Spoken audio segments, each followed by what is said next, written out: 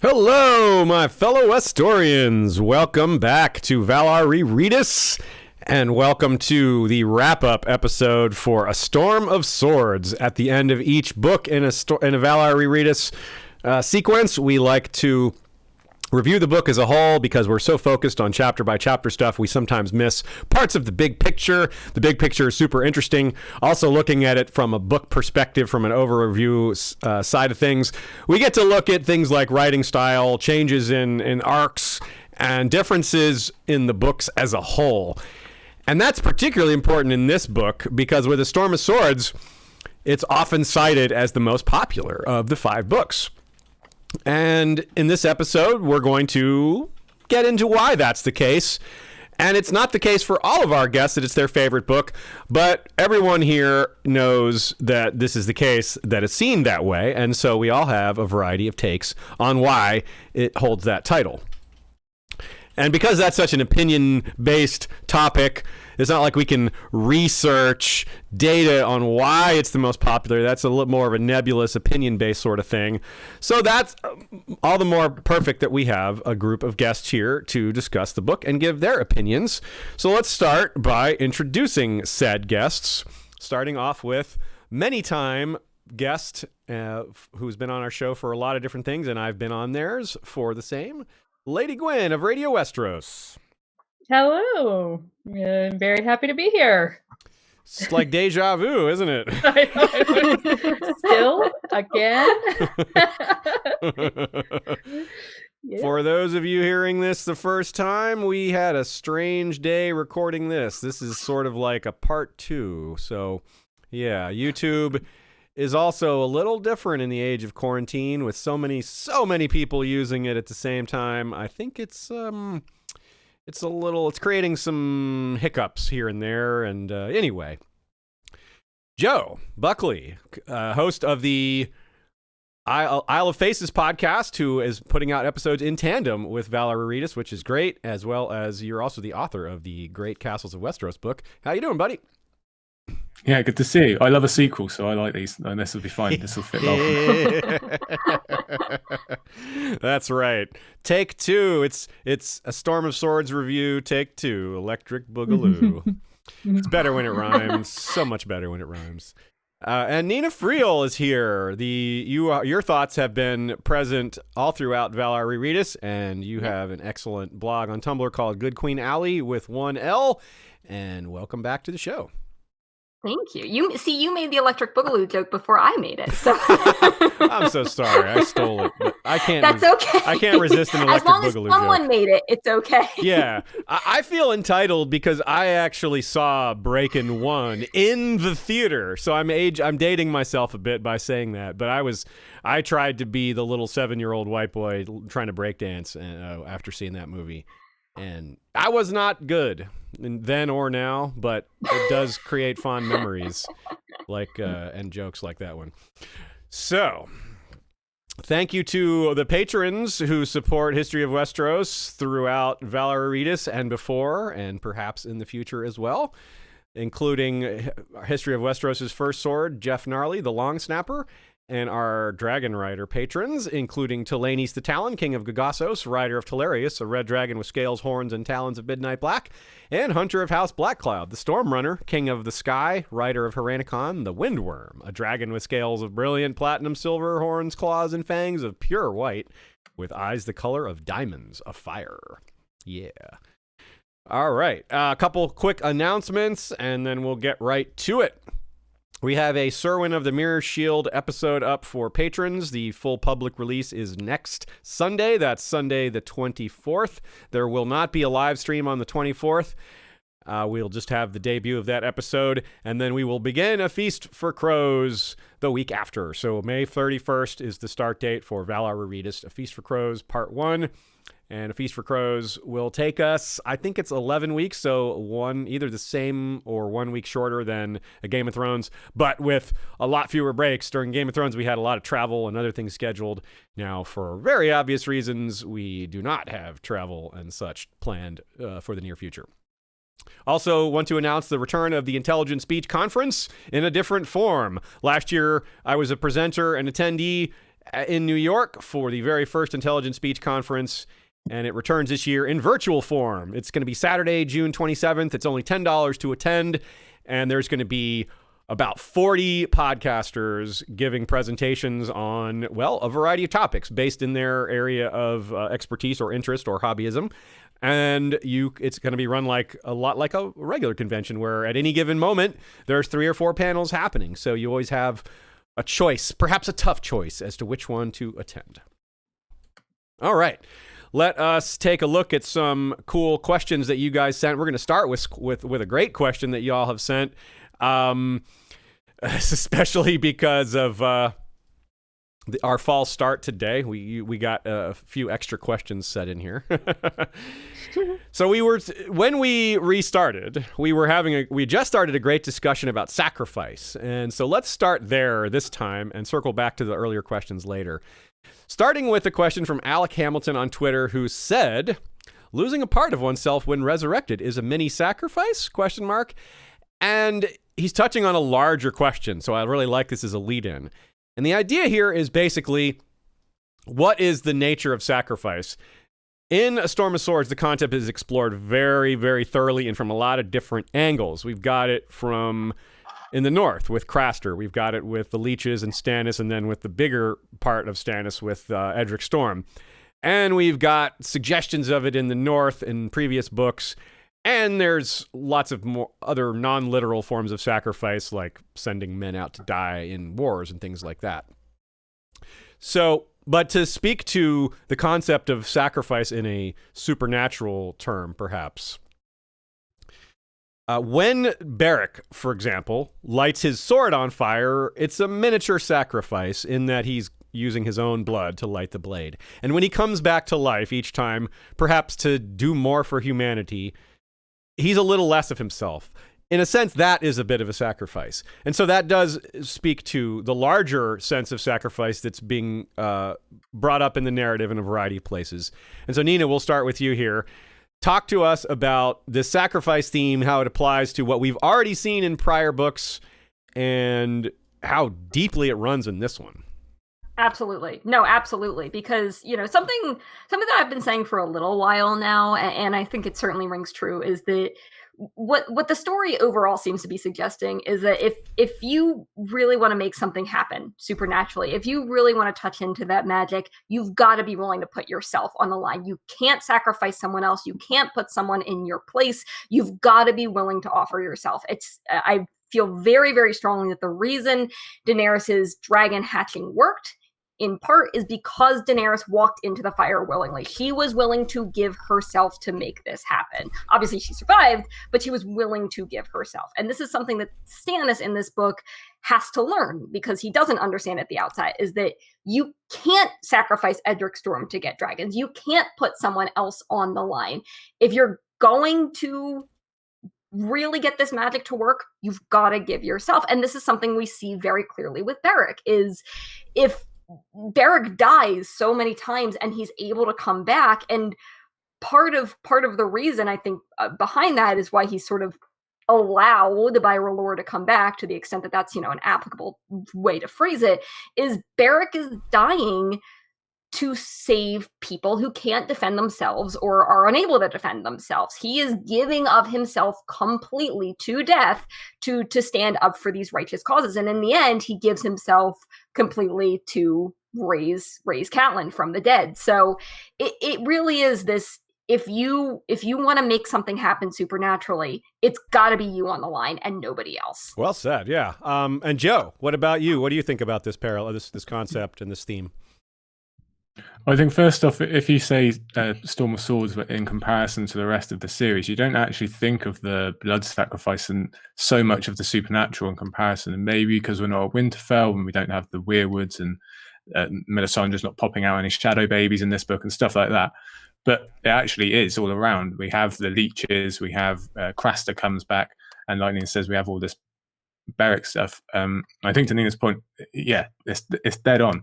Intent is the key here, and that ties in so strongly with like a lot of Brienne stuff about no chance and no choice. It's not, to a certain point, it's not the result, it's what you're trying to do. So I really like that point by Nina. And as for Beric and what he ends up doing, we don't even know actually in this book. I should be pointed out, we don't know he's done that by the end of Storm of Swords. That doesn't really come up until A Feast for Crows. He's just not there. But which I completely forgot. I thought we did get that in the epilogue. But when we do find that out, and it actually comes down to a little bit of a difficult reminder, because we do have that Beric kind of monologue to Arya about how he forgets the woman he was supposed to marry in his castle and everything. So we can't really say, as much as we might want to, that Beric is definitely being noble by passing it on to Catelyn, and that's quite a difficult concept to get around, because he is Mr. Noble and he does these wonderful things through the first 3 books, but he is also trying to escape a kind of living horror that he then gives to someone else. So again, we don't have the details. We don't know what his mindset was, or whether he thought they would both come back or whatever. We don't really know, but it's a really difficult thing to wrap our heads around. And especially if you're like me and you like Catelyn, and so when she comes back, you're like, yes, yeah, great, I like this. But then you realize, oh, she has also inherited all this stuff that Beric was talking about forgetting and kind of wasting away. Again, that maybe that's just because he came back so much, but it's not clear cut in any way. So sacrifice definitely, and what you're giving of yourself, like Nina says, is a huge part of not just the sacrificial plot lines, but kind of all over. Right on. Yeah, well said. And Lady Gwyn, what do you think about all this? Well, I mean, sacrifice is it's a huge topic, isn't it? But in this book, we talk about Beric, that I always think about Beric losing a part of himself every time in relation to Jon Snow. And I think we talked about that a few weeks ago when we did over on our channel. We did a Jon Snow live stream, and what would he be like? That sort of, you lose a little part of yourself when you're resurrected. But as far as the theme of self-sacrifice, which you guys have been touching on, that is, sacrificing something that's important to you, giving things willingly.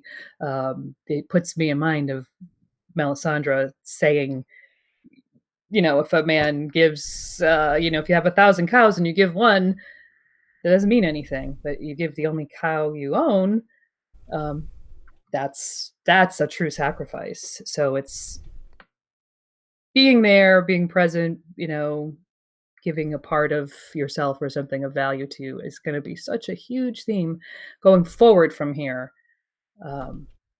that we could talk for hours about. Yeah, for real. Obviously not the purpose of this discussion, but it's where this whole idea of sacrifice is just so big and huge, and there's so much groundwork done on it in this book. Couple of good questions here from commenter Curtis Franks. First of all, he sends a super chat, says maybe this will boost your mood. Well, thank you for that, Curtis. Also, he says about Stoneheart, from a supernatural point of view, is it possible that Stoneheart inherited Beric's multiple deaths, like the spirit of coming back multiple times? That's an interesting question. I hadn't thought about that. I thought maybe it was just her coming back the one time, but I wonder if there's some leftover, I don't know what you would even call that, like ectoplasm from Ghostbusters or something. Did any of y'all have a take on that? That's a really tough question. I never thought about it that way. I tend to think that it's more because she was dead for days. Yeah, that's a big I agree with that. And Beric was brought back instantly. So he had these little miniature deaths, whereas she had this great big one traumatic event that, not that his deaths weren't traumatic, but they were kind of resolved quickly, and hers was not. But it's interesting, the method of how she was brought back to life could certainly play a role. Yeah, and go ahead. No, I was just going to say, to the extent that they're they're fighting for very, very different things. So Stoneheart really is a spirit. She is a avenging spirit. Her entire MO is to wreak vengeance on the people who are responsible for this. Barrack, that wasn't so much Barrack's MO as it was trying to make things a little better for the people of the Riverlands. So obviously the line between justice and vengeance is not always an easy one in A Song of Ice and Fire, but I think it's that may also play into, I think when Stoneheart dies, it'll be just the one time and not, kind of brought back several times like Barrack. Yeah, that's a great way to put it. Yeah, the deference in time, I think, is big. And do you guys think that there's the emotional component matters? One theory I've seen out there is the thing they were doing last when they died is the thing that they seem to be really focused on. Like Barrack is just really focused on that last duty given to him by the king, and Catelyn was already targeting Frey's at the Red Wedding, like Jingle Bell when she was killed. We'll start with Joe. Do you think that's there's some merit to that idea? Yeah, that's the fear I've heard. I think I heard it from Joe Magician in relation to John and what he was thinking about at the time. I could definitely see that being a really big factor. And again, it kind of relates into what Nina was saying about how that lines up with, like, how do you decide what's a good obsession for these raised people to have? Because okay, Catelyn wants to kill a load of Freys, and that's good because none of us like any of the Freys. But what if she happened to have a beef with House Blackwood? Then we'd feel differently because we have no problem with them. It just so happens that it lines up quite nicely because people have been able to see all these evil things. And to be honest, we just don't have enough information at all about what's happened to the Brotherhood and how split they are from that original mission. We can kind of guess because they're not all there and we don't really know, but then they still have like the orphanage at the inn and they seem to be involved in that. So we just don't know yet. And that's definitely one of the Gwyn storylines that I'm really kind of desperate to see is how much Lady Stoneheart is still kind of paying the duty, especially because she was also the noble of this land. She's essentially the only one left, kind of, if you kind of leave out Edmure and Brynden. So she owes a lot more anyway. And then also with this kind of repayment of vengeance. So I really want to see how much is her getting back for her, what happened to her and Robb, and how much is her protecting the small folk, etc. It's a very similar question to what people are wondering with Daenerys. Like, she's ruling Slaver's Bay, but she also, torched some people, and maybe we were wondering what's going to happen when she gets to all these other cities, the Free Cities and King's Landing, and are innocents going to die? Well, really, it's a question of how many innocents are going to die. There's no way cities get taken without innocents dying. But that's a similar question. Like with Barrack, he was focused on protecting the small folk, and a part of that was killing these bad guys. Where Stoneheart is like killing the bad guys, and maybe that's helping the small folk, but probably not, because now all the Freys and the Lannisters and everybody are on lockdown, like hunting anyone who might be helping the bandits because they're so violent and dangerous. So arguably it's worse for the peasants because of that. So this is a real important theme. Like at what point, and it ties in with the whole justice and duty theme that is indeed part of all the books, but perhaps more prominent in this one than anyone. I'm not sure about that, but let's continue with this idea. Another version of this question, also from Curtis. Sacrificing something, we talked about sacrificing yourself. We'll throw this back over to you, Nina, since you led us into this topic. What about sacrificing something that's more important to you than yourself? Like, I don't think this applies to Stannis, because Stannis has not shown a great love of his daughter. But what if Ned Stark was forced to sacrifice Sansa? Well, we saw that he wasn't willing to, like, politically. Exactly. He just wasn't willing to do it. But, and maybe that's just the answer. Just no. The answer is no. I won't do that. Like, I'm not going to be Agamemnon. I'm not going to be that. So, but the concept is it's still a tough question, because the question is, well, important to you. Well, that's not the same as you, is it? Because you're not the one suffering. Right. Well, you are suffering, but not in the same type of suffering. Exactly. No, and I think that's a very important distinction, is that, ultimately you can't decide for someone else what someone else is willing to give up. You have to decide for yourself, if I want this to happen, then I've got to give it from myself. So I think to your point about Stannis, this may come to a head and obviously this is getting beyond a storm of swords, but this may come to a head if this is a question of Shireen.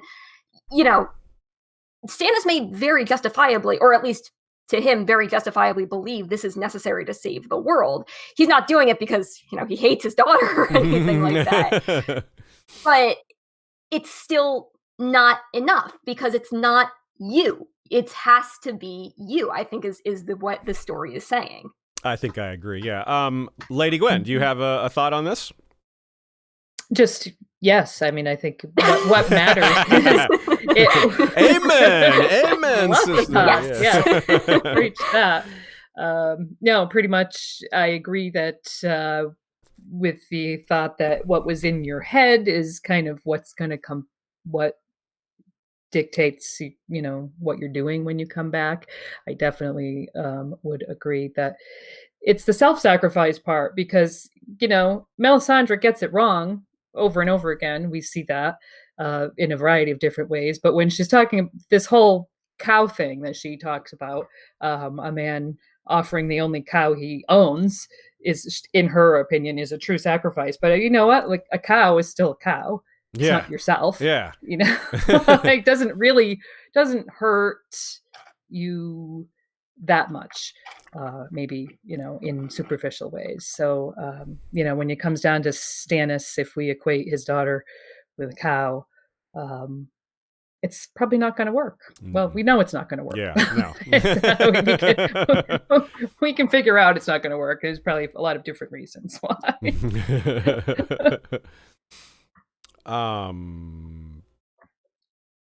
Let's see here. Related question from Lady Ardross.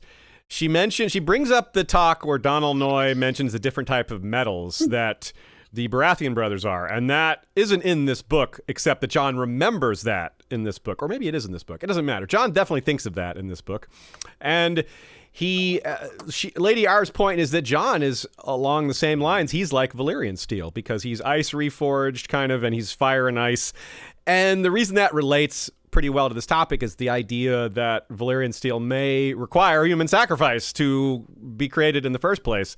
And, well, that's interesting, isn't it? And it also, of course, relates to the concept of the original Lightbringer story, not necessarily the true story, but the first one we hear through Salador San, which involves plunging a flaming sword into Nissa Nissa's heart, which completes the forging, which very clearly sounds like a form of human sacrifice to make a sword. Even if the sacrifice is willing, which sounds like Nissa Nissa was, according to the story. Whether or not she really was is up for debate, but that's not really what I'm trying to get at. The point is, and this relates to a second question I'm going to bring up at the same time, from Hunter of House Black Cloud, who wants us to talk about the Mance-Rhaegar parallels. Now, this is really interesting to me because, sure, Jon has a lot in common with Mance, and Jon, of course, has a ton in common with Rhaegar, his real father. But the Mance-Rhaegar parallels are such a strong thing that they've driven some small percentage of the fandom to go a little crazy with that and think they're the same person, which I think is a little wild, or a lot wild, but it does speak to just how much in common those two characters have. They do have a lot in common, but I do not think they're the same person, but they do have a lot in common. And both of those two there's some sacrifice wrapped up in the way they /lead or /think about prophecy. Rhaegar, it's a lot more nebulous. We don't really know what he was thinking on a lot of things. And I mean that colloquially and literally. Like, what was Rhaegar thinking? And what was Rhaegar thinking? With Mance, we see this front and center. He risks his campaign. He does not attack as viciously or as thoroughly as he could, because his goal is to save his people. He has a much different, his invasion is not about conquest. It's not about, glory. It's about staying alive. And he's willing to do a lot for his people, perhaps even sacrifice his own life. So I want to tie all that together. So that's a lot to chew on at once. The concept of Jon, Mance, Valyrian steel, and sacrifice as it pertains to Mance and Rhaegar. That is a lot for one question, I admit. So I won't force anyone to go first. Who is actually ready to go first on that one? Well, one thing that I did want to point out, which I mean, this isn't really answering the question. This is just adding yet another layer to the question. One of the things that I noticed in terms of this reread was how similar Daenerys's sort of trek in Slaver's Bay is, and what Mance is doing beyond the wall, because they're both these leaders of these very, very kind of different, like lots of different kinds of and lots of different background people, but they're all united in the same thing, and that's getting away from slavery. It's escaping slavery and trying to stop it in as much as you can. Like what Daenerys is doing is she's destroying it, but she realizes I can't just leave or these people will be back in slavery. I have to stay and rule and be a queen. What Mance is doing is, yeah, he wants to be king beyond the wall, and he's acclaimed king beyond the wall. But what he's doing in the end, what he tells Jon is, look, I need safety for these people. I need to get them to a place where the others can't get to them. So that's something that, again, the Rhaegar Mance parallels made me think of Daenerys Mance parallels. So that really doesn't answer the question, but I just thought it was interesting. Well, it is interesting. You're right, because these themes apply to so many different characters, because it is a leadership theme. Sacrifice as a supernatural theme is one thing, but it ties into sacrifice as a theme of leadership and what you're willing to do for your people. And that's kind of what I was trying to get at, but I think I didn't explain it super well. I think I did try to bite off too much at once here, but still, it's still, we can still make something good of this. So, Lady Gwyn, what do you think? Approach this any way you like, since I've given you a fire hose here. Oh my word! I'm also distracted. I'll just go with the Mance Rhaegar where we started. Okay. Which I think I heard in there some, Mance Rhaegar parallels exist. They exist for a reason, because Mance is close to Jon, and we're meant to be kind of seeing these things all in proximity to Jon. I think I think eventually we'll get to some other parallels that are in proximity to Jon. I think we'll talk about at least one of them today, maybe. Yeah. With a different character that's there just to make us kind of think along those lines. It's a weird thing, and I'm not really giving it great eloquence, but how George writes these little hints in there that aren't really, they're kind of like side eyes, That's the way I look at it. Yeah. It's going to be really interesting when all the Rhaegar stuff is explained, or at least as much as we're going to get. Rereading Mance's chapters is going to probably feel a lot different. We'll probably have a lot more certainty on where those parallels lie, and rather than, we won't feel quite as vague about it. It'll be like, oh yeah, this is that. Because we don't know that much about Rhaegar's personality, and I think we will learn more about it, and that will probably tie in. That will probably create more connections. Right. It's like what you were saying. Well, actually, you were saying it before when no one was listening. But it's in the stream that didn't happen. In the stream that wasn't. You said about how the foreshadowing in Feast and Dance is a little more difficult, because the foreshadowing that occurs in the first three books, most of it's already resolved. So this is, I think, along those lines, where obviously the story of Rhaegar is still unfolding for us, and that stuff is going to be a lot more evident in hindsight or going forward. Right on. Joe, what do you think? All right, watch this. I'm going to have an answer that encompasses all these questions all in one. I'm not. Really I feel like just been writing an essay on the side. Yeah, I've got this notebook. One second. I really like to test my guests. Joe's like, okay, 10,000 words incoming. We had our warm up. I mean. yeah, I told you it takes an hour. No, I can only really talk to two of those points, and the first is that sacrifice is part of a leadership thing, because it's not a straightforward thing. You can't just say, okay, sacrifice and you win. That's how you do it. Firstly, it's relative to everyone. One sacrifice is not the same to Stannis as it would be to Ned, for a pretty straightforward example. And you don't know whether which sacrifice is which, because Stannis' actual problem with the kind of Edric Storm debate is, okay, but if I don't kill Edric, then aren't I technically sacrificing everyone else? So it's not a clean-cut decision, and there's still a lot of really complicated discussions to have for Daenerys, for Stannis, for Jon, for all these people, because there's no clear-cut map where you can't just press the sacrifice button and then you move forward a step. As for Mance, firstly, I really like that we're talking about Mance, because he is one of the non-POV people that really stuck out to me this time. I love what Nina said about that comparison to Daenerys. I hadn't thought about that. That's really on point.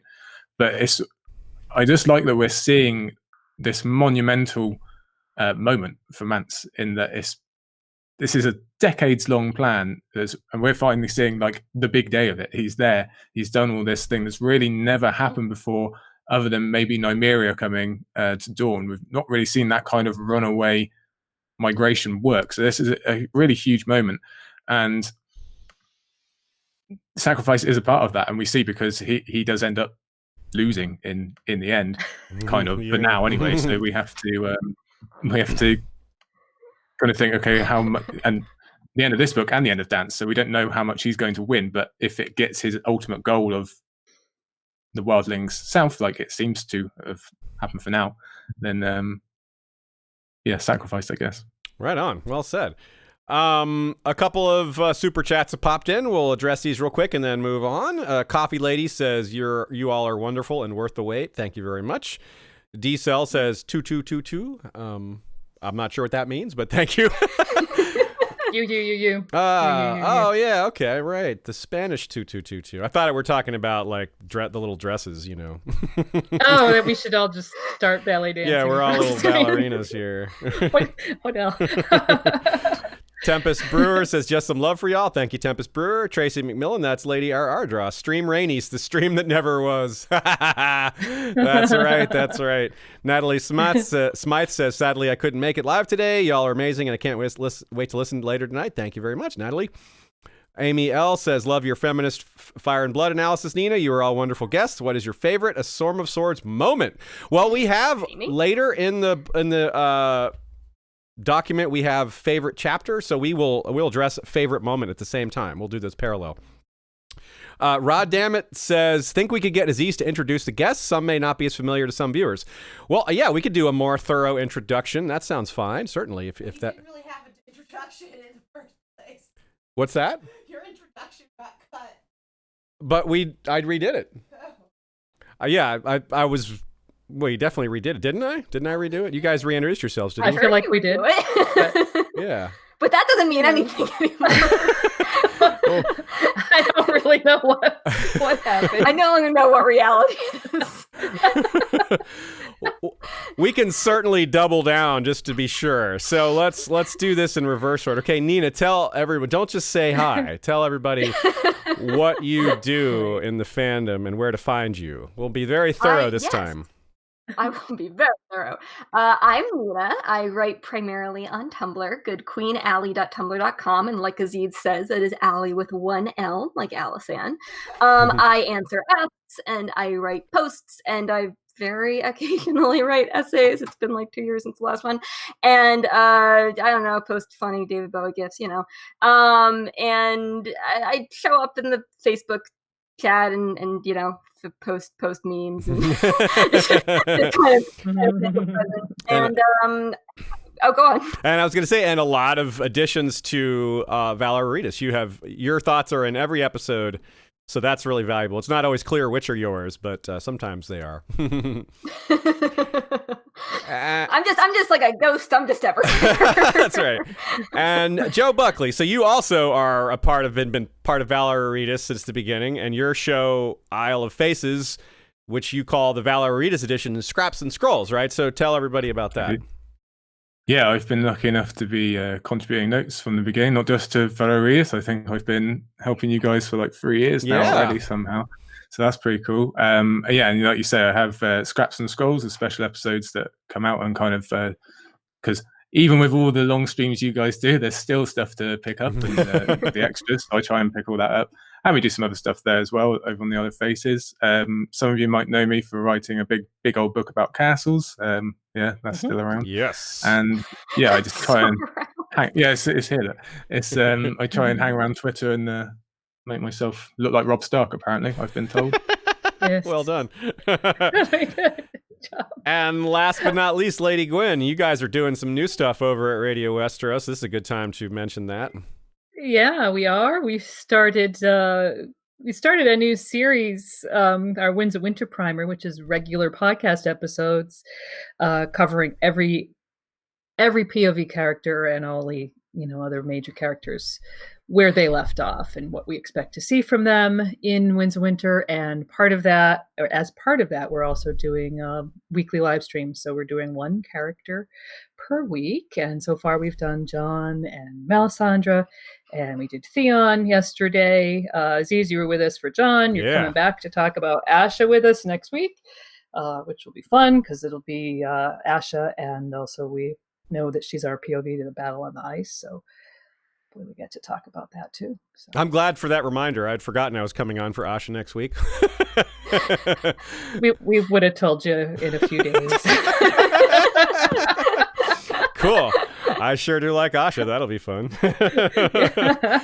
Cool. Well, yeah, thanks for the more thorough introductions, and thanks for asking, Rod, because that was good to make sure everybody is clear on that. If one person is asking, there's usually 10 more people that want to know that just didn't speak up. So exactly. That is usually the way that us podcasters consider questions like that.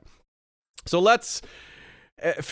those of you who are following along, if it wasn't clear, we started recording this and then had to start over because of a technical issue. So that's why there's the occasional reference to the stream that happened that never was, the redo, all that stuff. These jokes are going to keep popping up. So I want to make sure everybody understands that as well.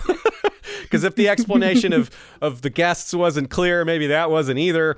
We're being extra thorough today because, who knows what's happening out there. So let's back up to our original first question, which is, why do people consider A Storm of Swords the best book? I'll go over a few basic details that make it different, and some of that explains why it's the most popular, but other things are just unique characteristics about it.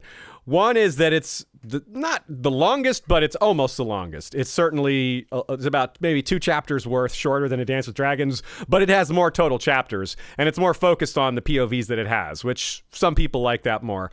I think some people like the greater variety of POVs in A Dance with Dragons, but that's a matter of preference. As far as backstory, I think this is a really major point, which is that Game of Thrones has awesome backstory. Clash of Kings has awesome backstory. A Storm of Swords has awesome backstory. But A Storm of Swords, each book builds on the backstory of the others, and you get a larger collective of backstory and a more filled out backstory.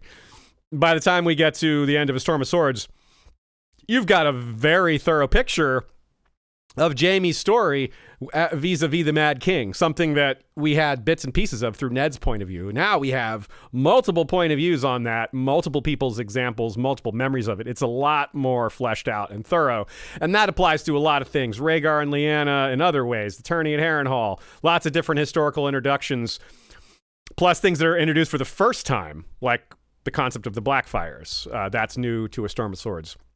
And then there's some really cool characters like Oberyn and Olenna that we didn't really... We may have known they existed, but they didn't really have screen time. They were barely talked about. Also, you just get a full arc of a lot of characters. Robb has a full story across 3 books. Catelyn, well, sort of, because of Lady Stoneheart, has a full story. Lysa, full story. Tywin, full story, right? Jeor Mormont, all these characters. Ygritte, there's so many of them. And a lot of these took multiple books to resolve. Only a couple of characters were really big for only one book. Ned is an example. Robert, maybe. Renly is really in 2 books, but he, most of his action was probably about only a book long. But a major point beyond that is, I think, the style of the ending and how personal it is. There's lots of battles and supernatural stuff at the ending of all the books, really. But there's all these great character reveals at the end of A Storm of Swords that I think sets it apart. Tyrion learning the truth about Tysha from Jaime. Jaime learning more about Cersei and being lied to about Joffrey's murder. These are huge reveals that change both of these characters' arcs, perhaps for good. Dany learning about Jorah. Lysa learning she can't fly. And Sansa learning all sorts of things. There's just lots of big reveals that change characters' outlook for good.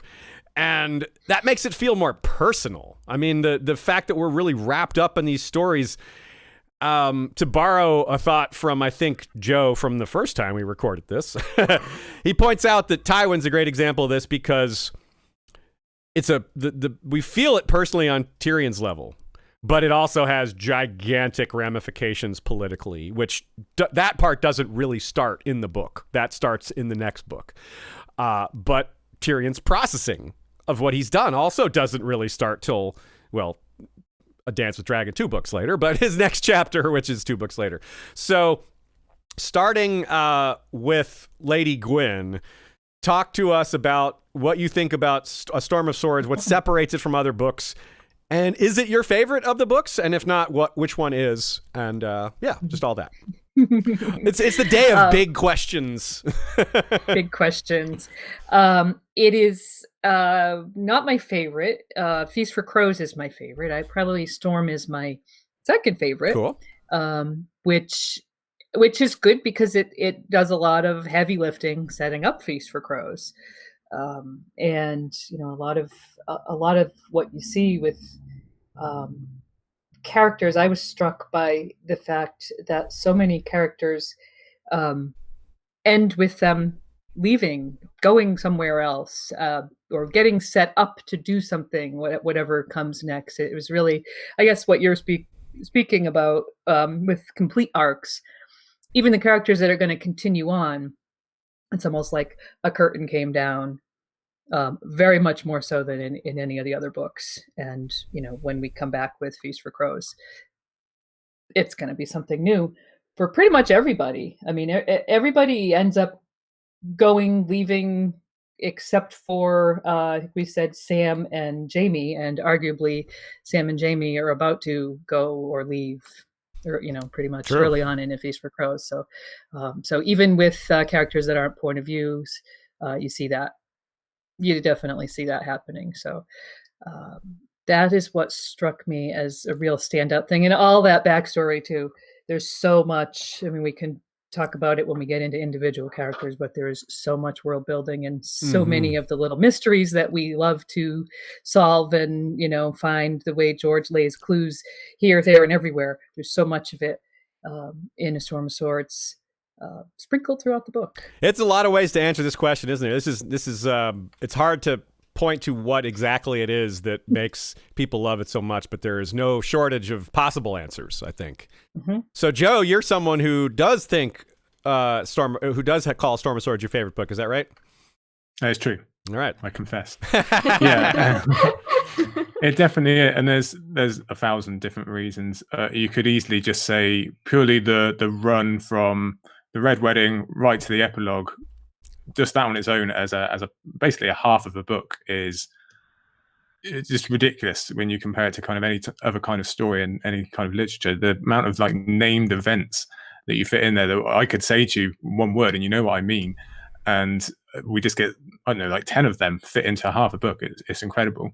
But I think what makes the whole thing stand out to me is that it's the best culmination of both past and present. It's got, because we're trying to round off kind of everything from this first half of the series, if we're talking about the 5-year gap, and this was supposed to be a line in the sand for the first act of the whole series, if you like. So we are rounding everything off, and like you said, so many of these final chapters literally go back to the biggest core element from that POV's first chapter. For instance, like Jon thinking about Winterfell, and that's how we saw him beginning.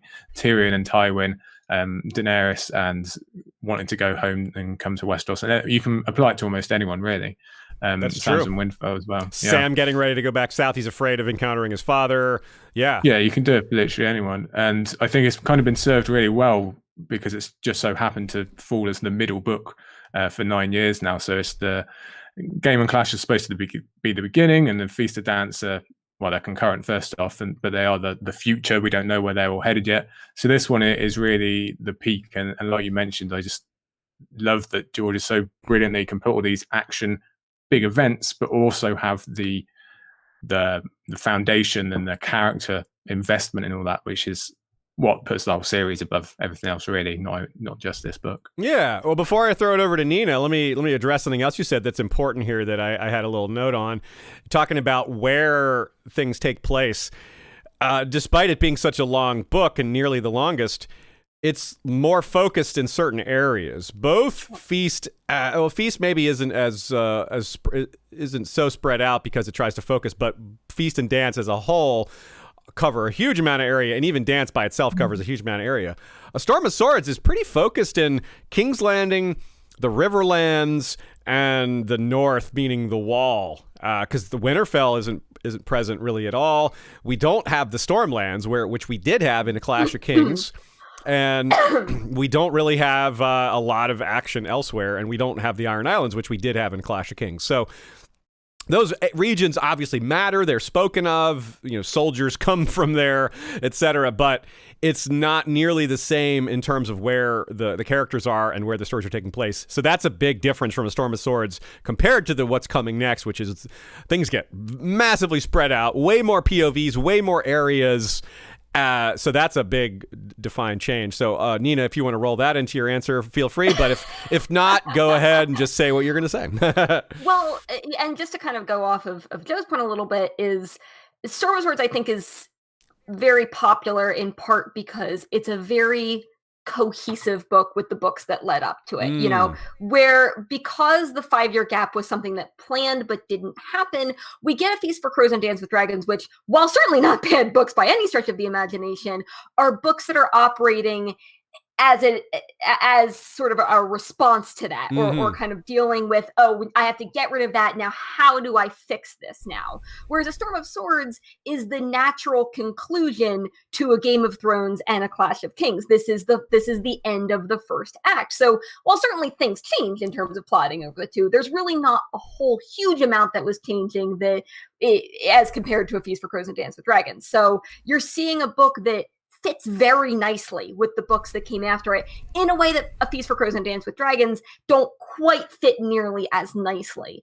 The other thing that I think makes A Storm of Swords very popular is there are a lot of whiz-bang moments. There are a lot of really big moments. There are big reveals. There are big things happening. And not to say the other books don't have those, but Storm of Swords has a lot, and a lot of really big ones. You want battles, you've got them. You want crazy weddings, you've got them. You want big reveals, you've got them. You want shocking deaths, you've got them. It's all here. Basically, every POV has one. Yeah, so that's a great It's a book where if you want excitement and dramatic things happening, this is the book for you. That's very well said. It's got so much that it doesn't necessarily have, I wouldn't want to call them flaws necessarily, but it has aspects to it that are more focused. And like you said,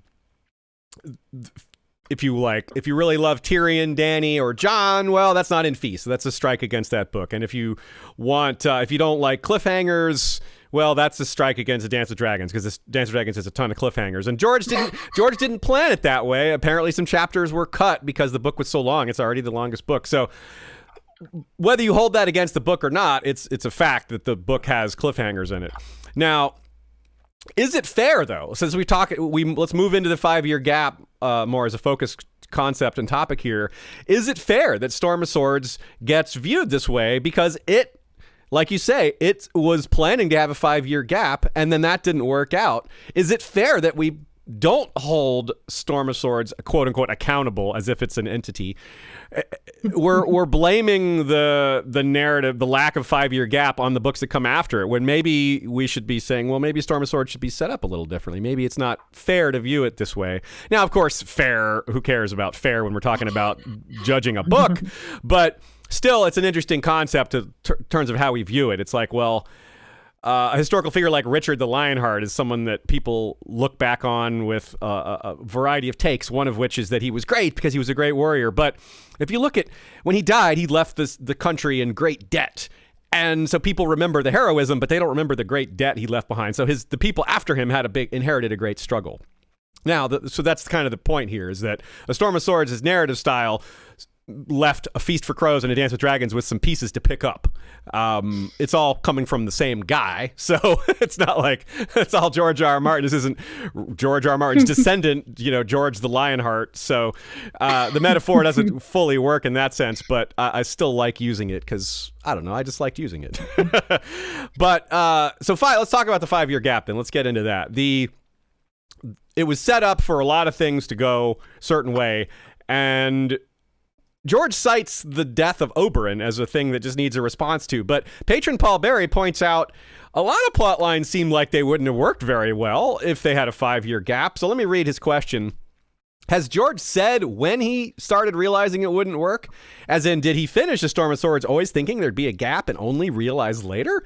Just seems weird that he'd leave so many major plot points, basically never intending to describe them. I get Jon and Dany ruling for 5 years. I get Littlefinger and Sansa consolidating rule in the Vale, but Stannis' war would surely be over. What happened with the wildlings? Would Stoneheart have run wild for 5 years, killing Freys and Tyrion just wandering around for 5 years in Essos? A lot of that just wouldn't have worked. So I agree with Paul, a lot of that wouldn't have worked, and some of the ones he says would have worked, I'm not even sure about that. Like, I'm not sure that Sansa's thing would work out so great alone, but maybe it would. I know you had a take on that one specifically, Joe, so we'll start with you this time. 5-year gap. You have a lot of knowledge on the 5-year gap and a lot of thoughts on it, so you can respond to some of these specific points or just say whatever you want to say about the 5-year gap, because I know that you have great thoughts on it. Well, knowledge, that might be a stretch. Obsession, yes. I think about it a lot. I don't know if I've come up with anything conclusive. I have many thoughts. I've kind of been obsessed with the 5-year gap this time around because I really wish I could read it from someone who was reading it as they were coming out on kind of publication timeline. And I wish I knew about the 5-year gap, but didn't know that we didn't get it, because I think you'd view a lot of these things very differently, like you say. And yeah, the Sansa one, that really sticks out to me because firstly, I just don't want her to be around Peter Baelish for 5 years. That sounds horrible in all sorts of ways. I don't know what that would do to a person. As far as I know, no one's kind of had to do that really since he was a child. So we don't know what that would do, but I definitely wouldn't want to see it for Sansa. And George has said that the reason he wanted to do this mainly was to age the children up. I think probably if he could do it all again, he would have just started with them older, because he's obviously found this isn't the right way to do it. But for Bran, you can get away with it slightly because he'd kind of be 8 to 12 or 13. That's not too bad. But for Arya and Sansa, that's very, very differently because they're kind of in teenage or preteen level. So for Sansa to go from 13, 14 to 18, 19, that's like a different person. We all know how different we are in that kind of timeline. So George is really introducing an entirely new character there. Even if we do have all this background for her, that would be very, very difficult to do. And like I say, especially with a teenager being influenced by Peter Baelish, and the same for Arya as well, you'd miss out so much important foundational stuff. And I think the other one we spoke about before, when we first had this question, was the North as well would just be a completely different storyline, because as we have it at the moment, Stannis and Jon as at the end of this book, they've got together, right, we know what we need to do, but they don't even know about the Boltons yet. That's not even coming. And so once they get there, then what happens? So now we have to turn around. What happened? Did they just stare at each other across the gift for 5 years and kind of dare each other to move and say, no, you go, no, you go. Okay, we'll do it after winter. We'll just wait. And we don't know. That would be interesting. I guess the idea would have been to open and Stannis kind of has the wall garrisoned, like you said. That would be pretty cool to see. But I just don't know what happens with that whole North storyline. Would be completely different. So to answer one of Paul's questions directly, first of all, great takes there, Joe. He wants to know, did George write A Storm of Swords thinking there'd be a gap and only realize later? Yes. The answer is yes. When A Storm of Swords was published, we were all expecting a 5-year gap. Like we thought that was coming. It was announced during the writing process that it was being scrapped. And then he Feast for Crows. It's part of why Feast for Crows took so long, and then the Dance with Dragons took long from there, and then it's just kind of spiraled from there. But that's just, but that is a pretty straightforward. Yes, he did think he was going to be writing the 5-year gap and figure it out from there. But yeah, some of it just doesn't work. Sorry. No, go ahead. I forgot to mention that as well. I think part of the reason that George kind of ran with this idea and thought he could maybe get away with it is specifically because of this book's Daenerys chapter, where we do miss out a lot of the key events that you would expect to see on page, like Yunkai and Marine, and he's writing them kind of in the past tense kind of flashback, not even flashback, but just Dany remembering them type area. So if he thinks, okay, well, if I can do it for this, maybe I can just extrapolate it out and do it for 1 year further and 3 years further and so on.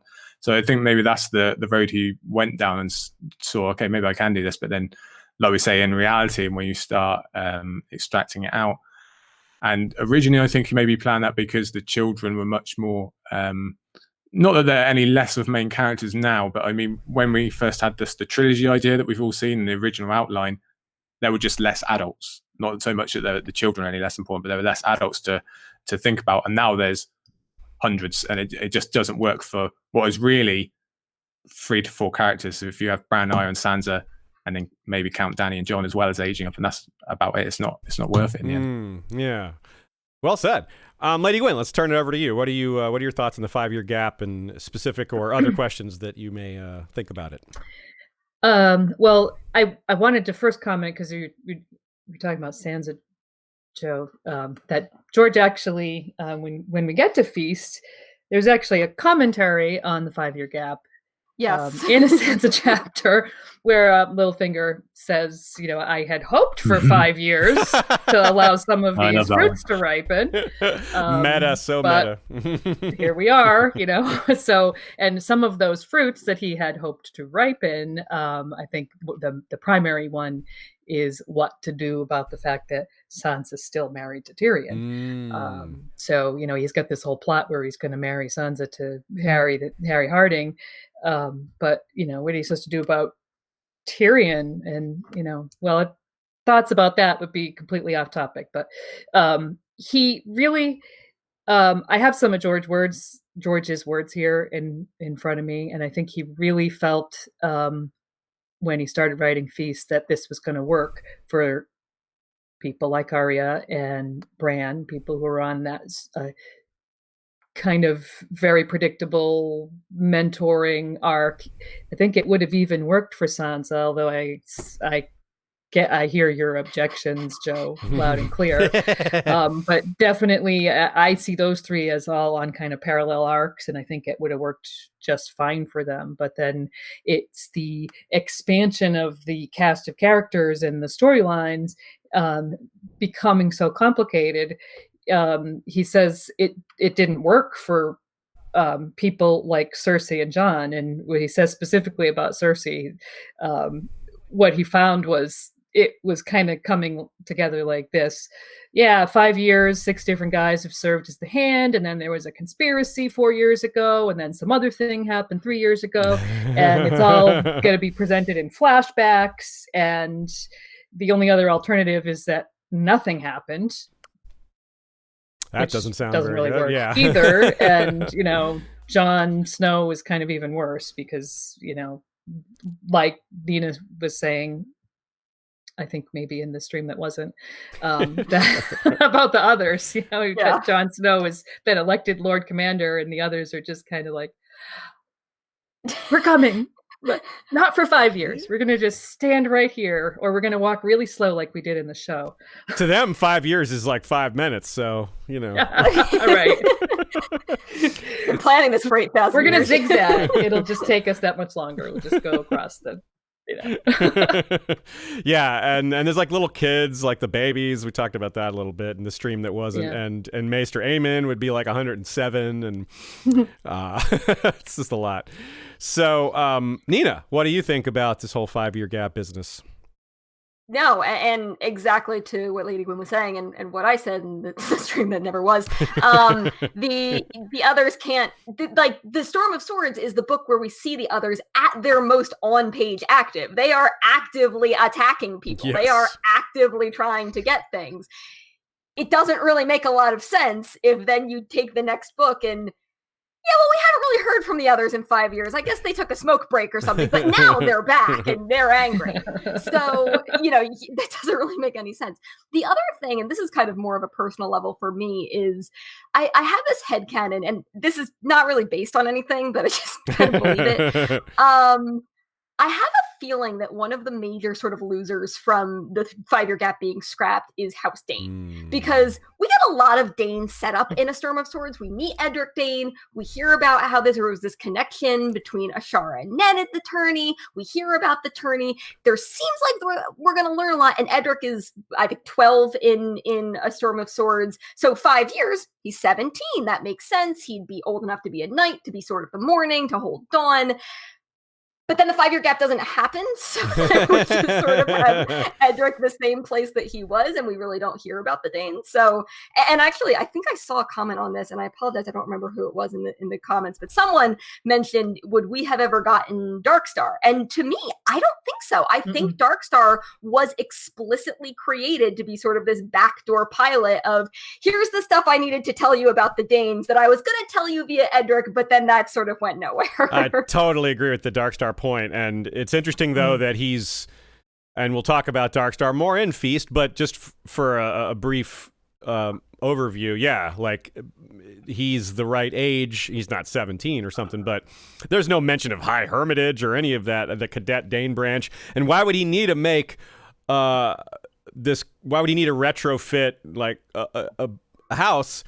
Unless the character has to be Dane, unless it's important for them to have that particular heritage. Because why not just make him Gerald Ironwood or Gerald Uller, or you could just use another Dornish house. But it seems like it's important for him to be Dane. So that I think that's really important. So I think you're right, Nina, and I think he carried that over. But it's interesting that he is using a character with a much different personality. Like Edric is set up to be this good kid, right? Like he's like noble and friendly and a little humble, but a lord. And Darkstar is like jealous and cruel, and it's a very different dude.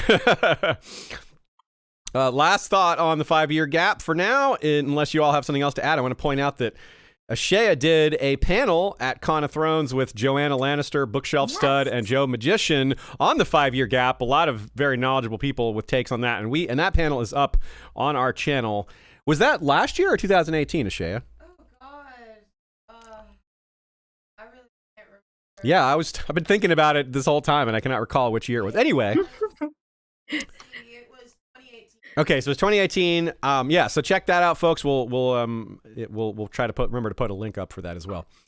Okay, so let's move on to characters that really stood out to you on reread. Of course, all of us here have read the books a few times, more than a few probably, but this is probably more of a unique reread. At least it is for me, because of the TV show and Fire and Blood, with just more things to think about. Plus, just every year that goes by, we process things a little differently, and the knowledge that we have becomes even more like a part of us, and we're more familiar with the things we know. So looking for different things on a reread is always fun, but I think this stands out a little bit because there's so much more new information. I'll save mine for last. Lady Gwyn, let's start with you. I see that you've selected a character that so many people are particularly fond of, but you noticed some new things about this guy.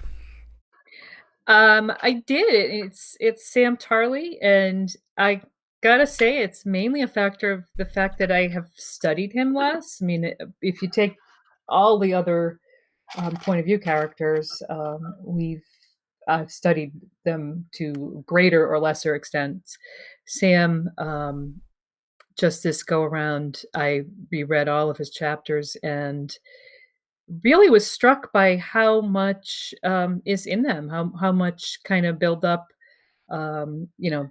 backstory or I guess more build up for future plot points, the obsidian and how to kill another, baby swap comparisons, which we'll talk about later maybe. But you see so much through him that we tend to forget. Things that you might have thought that we saw through John's eyes actually turned out to have come to us from Sam.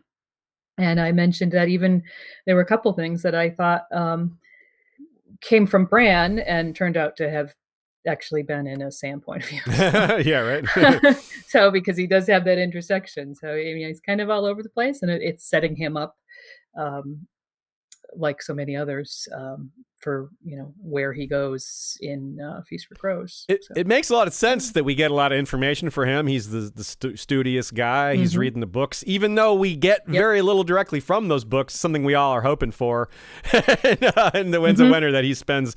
Just give us one library chapter where Sam is just browsing books. We'll just a gratuitous citadel browsing scene. We'll pay extra, George. Even the fact that they just mention all those books, and so it sort of sticks in our mind. We're like, oh, so when that one's mentioned again, yes, or if that author is mentioned when they again. say the Jade Compendium again, maybe we should pay attention. Yeah, it's now like the third time it's been mentioned. Yeah, eyebrows go up when Jade Compendium gets mentioned. Yeah, like whoa, what do we get? Like three? We get a paragraph from that? Give us something.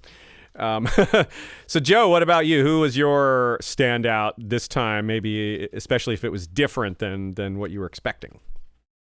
Yeah, that's kind of the tough part of this question, because it already has major plot lines for people who are already my favorite characters. Catelyn's my favorite, so it's obviously a very Catelyn focused book. Dany and Jon, the second half of their arcs. But in terms of kind of seeing people differently or things jumping out more at me, I'd have to say probably Jaime this time round, specifically after he loses his hand, and especially when he comes back to King's Landing as well. I really enjoy reading him develop these new skills that he's never had to bother with before in terms of being the Lord Commander and dealing with Loras especially, and like his little kind of teacher moment of letting Loras interrogate Brienne and come to his own conclusion rather than just kind of beating it into him. Because if Jaime comes back with his right hand, that probably all goes very differently. He probably just tries to duel Loras or something like that. And yeah, I really like this, seeing him, even forgetting his kind of like redemption arc type thing, but just him on his own in a vacuum, just learn these different skills and learn to have this life without this major skill that's really been his foundation. I've spoken a lot, especially about Jon as well. I keep having these kind of comparing the knightly aspects of these people to like athletes in our world and getting older. So Jaime is obviously a really good comparison for that, for injury and getting older and not doing what he used to. So I don't know if I'm maybe projecting onto Jaime a little bit, because I grew up playing high level basketball and now I'm older and I can't jump as high. It's not quite as bad, as losing my right hand, but I see some of that Jaime of having to learn these new skills and just kind of grow up a bit, where he obviously would not have done that at all without his loss of his hand. And I also think it really shows off to him what a bad influence Cersei is, in terms of like the closer when he's coming back to King's Landing, the closer he gets, the meaner he becomes. Even though he starts off quite mean with Brienne, then they hit a nice patch, then he gets near Cersei, becomes mean again for a second, and then he actually meets Cersei again and thinks, oh no, actually you're not as nice as I remember. And things kind of roll from there. And just for a shout out as well, as someone else that jumped out to me, I know you're a Bran man, Aziz, and I've never been a Bran man. I've never really enjoyed his chapters that much, but this Storm Bran is my favorite Bran. Storm Bran.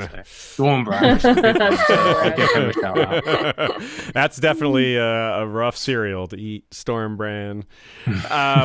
So, by the way, Joe, just also like with your parallel to basketball and Jaime, I was disappointed that you gave away that Valyrian steel basketball to your friend instead of keeping it. I meant the gift to be sincere, but you thought it was mocking and.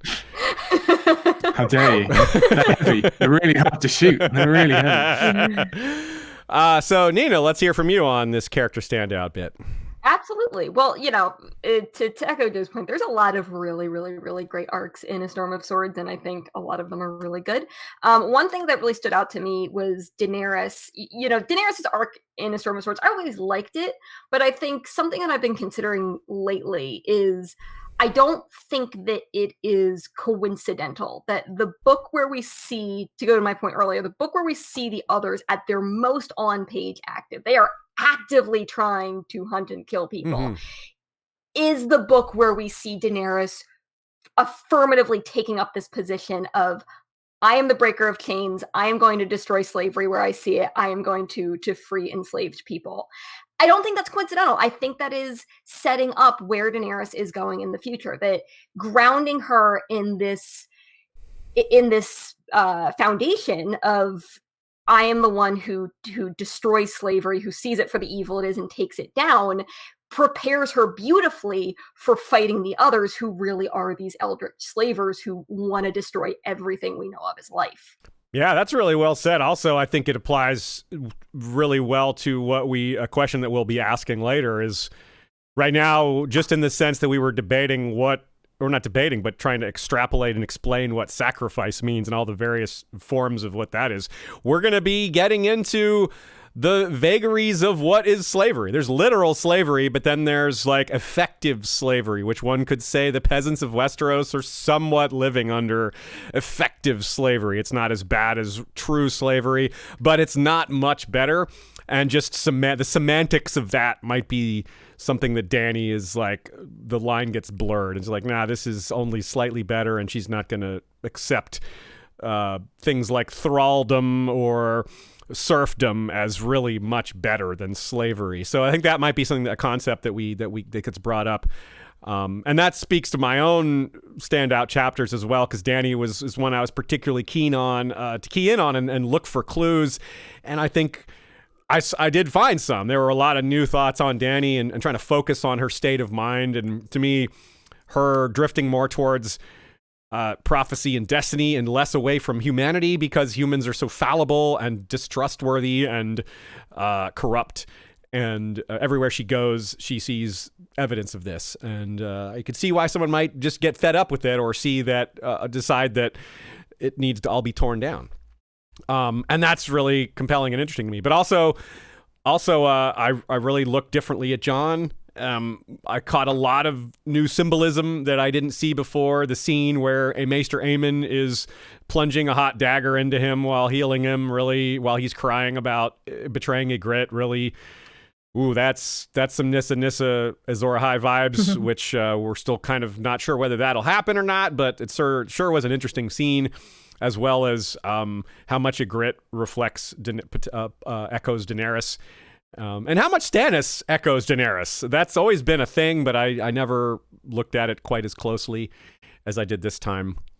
And that's a big deal, because it also helps it also shows you where Melisandre's mistakes are coming. Like, she's seeing Dany, but thinking it's Stannis. So that just fits so well.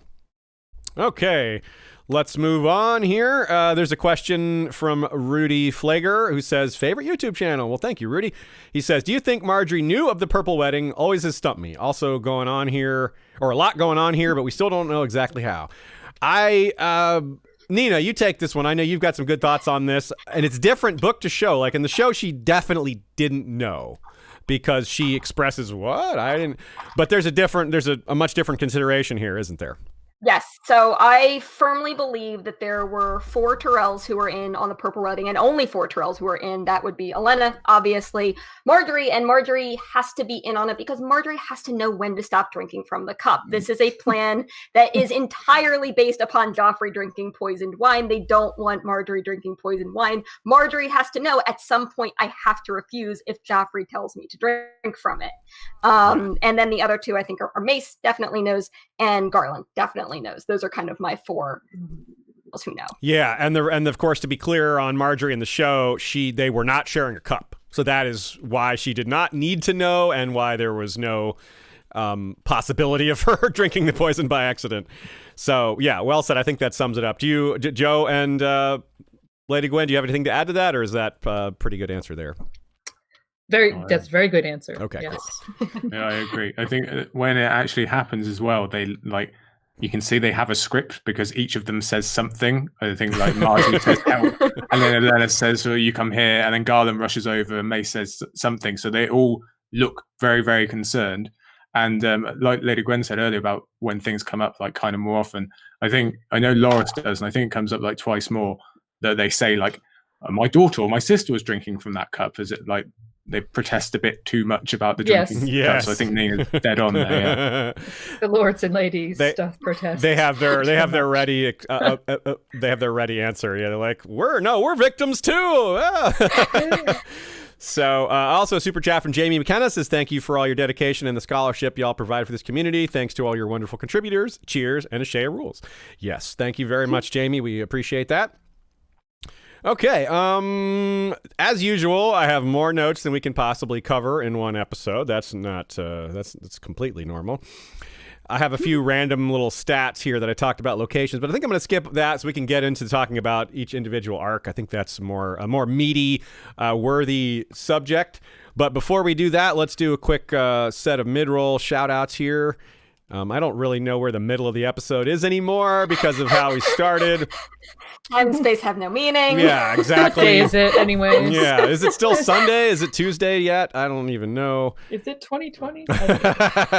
So thank you to our Blood Rider patrons, including Vorsaki, wielder of a Valyrian steel arak with a dragonbone hilt, Koakoe, called Sunpiercer, wielder of a dragonbone bow, and Kokavo the Tamer, wielder of the wildfire whip Gehenna.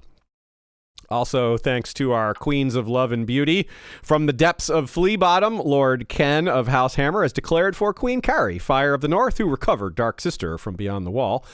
And a Laurel of Glory in the name of love to Bud of House Beresford, Knight of Tolkien, and Arbiter of Scotch from Sandy the Dragon, Blood of Queen Daenerys, and Lady of Jameson. Also want to shout out our Northern champions. Every once in a while, we do these patron shout-outs, and we have 3 different rotating middle episode shout-outs: the Northern Champions, the Sellsword Captains, and the Ironborn Captains. So today, let's do the Northern Champions. Jay Wilson, Winter's King; Sir Stephen, the Hammer of the North; Winter's King, Lord of the First Men; Lady Ardras, Mother of Wolves, wielder of the Valyrian Steel Claymore Manticore; Sir Brian the Return, Knight of the Last House, wielder of the Valyrian Steel Blade Red Song; Sir Kobe of House Stonesmith, words are wind, deeds are stone; Lady Cat Jones of the Big Pond, wielder of the Valyrian Steel Blade Ginger's Honor; Jake Snow, a.k.a. Jacob Ice Eyes, the Bastard of the Last River; Lord Darren of House Rambler, motto, the last hunt is ceaseless; Lady Bobby of House Mitchell; Gandalf the White, that's not the color, but the raised dead, Lord of House Sea Morn; Sherry of Skane, last of the Long Night archaeologists and wielder of the untested hypothesis, a Valyrian steel trowel with dragonbone handle. Now that is a cool device right there, artifact. And Lady Nicole of House Anime, the small can be powerful, captain of Sweet Camellia. I had to look close to make sure it wasn't Sweet Carnelia. I'm like, wait, Camellia or Carnelia? An R and an N look like an M when your eyesight is mediocre. So, thanks to y'all for supporting the show, and let's get back to the show. All right, let's start with Sansa. I want to start with Sansa because she's... Well, I don't really have a particular reason for starting with Sansa. I just like Sansa, and we'll start with Sansa arbitrarily. You don't need a reason. Right. I mean, you got to start somewhere, and why not Sansa? I mean, it's interesting to me how she goes from wanting to be anywhere but home to realizing that home has always been better. It's like, wait a minute, why did I ever want to? Yeah. And also just some high points, and then I turn it over to each of you to speak to Sansa's arc in A Storm of Swords. She still falls for a few of Littlefinger's lies because, hell, he's lying with every other word, and he's really good at lying. But importantly, she figures out the ones some of the ones that she can't figure out by knowing the truth. She understands intuitively. For example, she likens his attitude and approach to her and the look in his eye to Marillion's, and Marillion was just straight up coming to rape her. So she's sensing a lot of these things that Littlefinger is hiding. They're not really that hidden to an adult reader, but we always have to keep in mind that she is 13. I mean, she's supposed to be naive. So, like, everyone's supposed to be pretty naive when they're 13. So it's interesting to see which things she's figuring out, yet a few things Littlefinger is still getting past her. Like, for example, she still believes that Littlefinger slept with Catelyn, and that's not the case at all. But ultimately, I think the big point here with Sansa Littlefinger is that Littlefinger is just talking on and on about you always got to clean up the loose ends. You always don't want sticky hands. Kill anyone who knows your secrets. But here he is telling Sansa all his secrets, and he's not going to kill her. There's no way he kills her. She's like this. She's not safe in terms of being with him, but she's safe from murder, I think, from him. But she's, while being imperiled in many other creepy ways. So let's start. We'll start with Joe this time. Certainly, you can respond to any of the points I made, but just in general, talk about Sansa's arc throughout A Storm of Swords and what it meant to you this time and compared to the other books. Yeah, I love rereading Sansa. She's definitely one of those characters that you have to appreciate more and more every time you read her. And she's a bit like Arya in that more than just having one specific arc within this book. It's kind of a two-parter. This is very much the second part of her Clash arc, because she's escaping from King's Landing finally. And I kind of see, I can kind of pick out like three main points for her, kind of like beginning, middle, and end.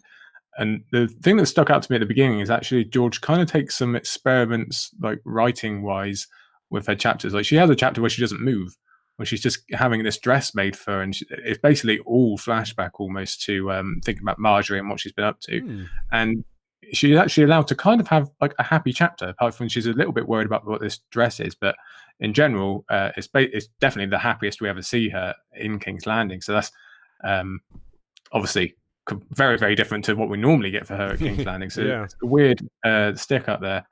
The thing that sticks out to me from the beginning is when I can't remember if it's their wedding or at the Purple Wedding, but it's in Tyrion's chapter, and she's talking to Kevin and Lancel, and is making them like beam with happiness, even though Lancel's like on his last legs. And Tyrion has some kind of thought of like, she's really good at this.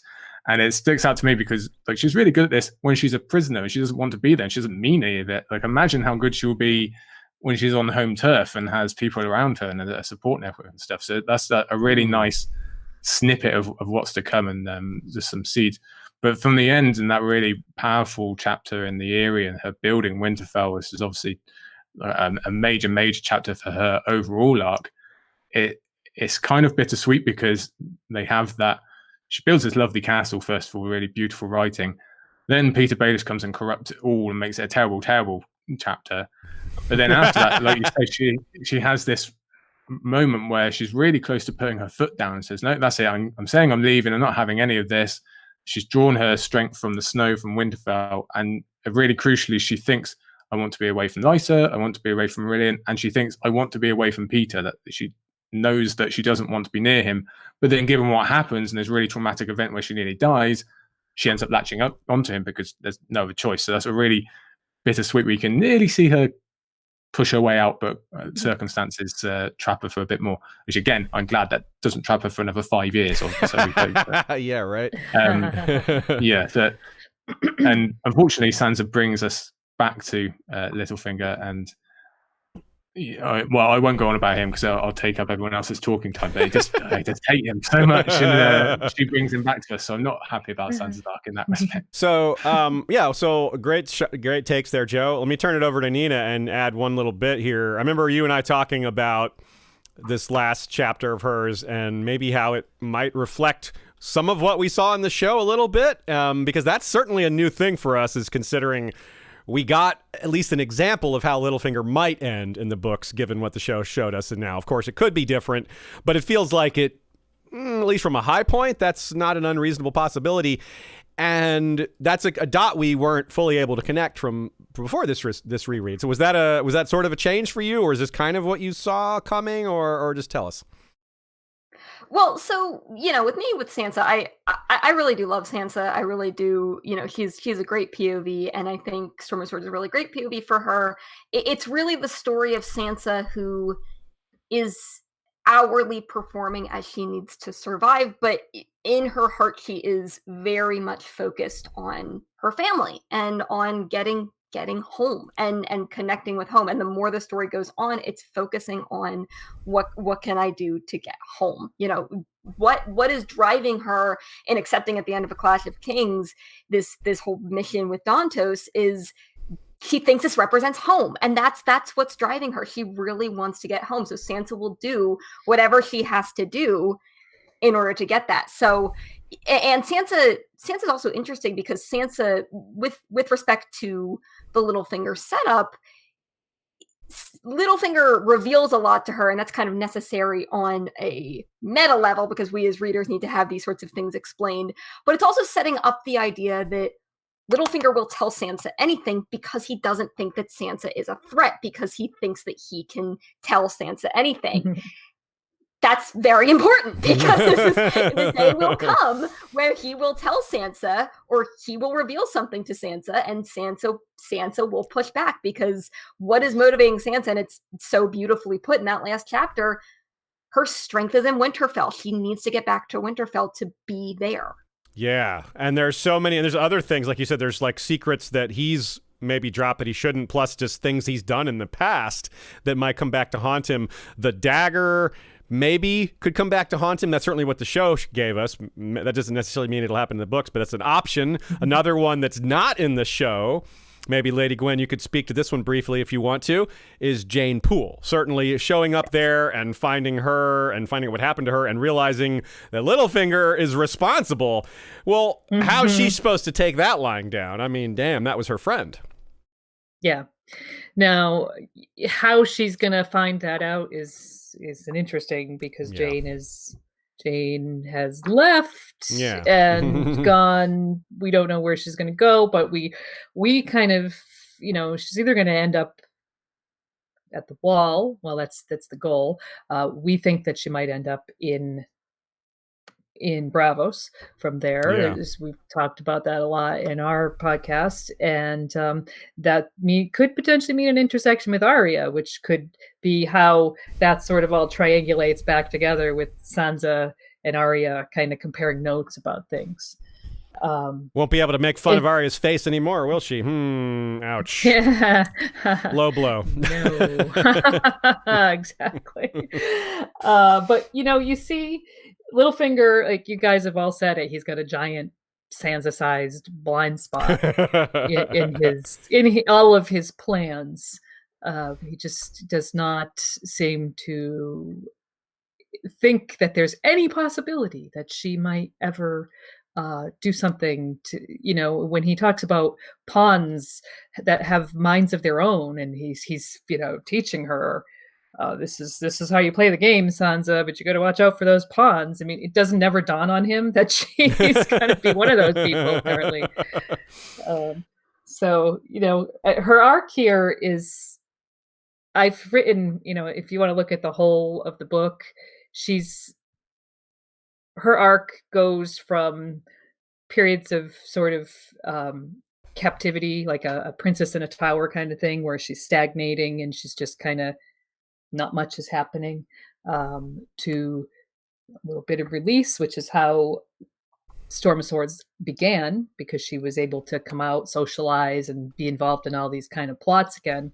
And she's whisked off back to the Vale, and she thinks she's going home. And then lo and behold, no, she's not going home. She's going to get stuck in yet another tower or another cage at the Eyrie until... now after one more book of that, then we finally get to see her back out of her period of stagnation and getting involved in plotting again once we get to the Winds of Winter. In this way, Sansa is a lot like Persephone, which that's a whole other discussion. But it's this kind of it's kind of like cycle, and it's very clear to me in A Storm of Swords that that's what's happening with her. Right on. Yeah. Well said. So let's move on to Tyrion. Given their brief connection, decent spot to segue over.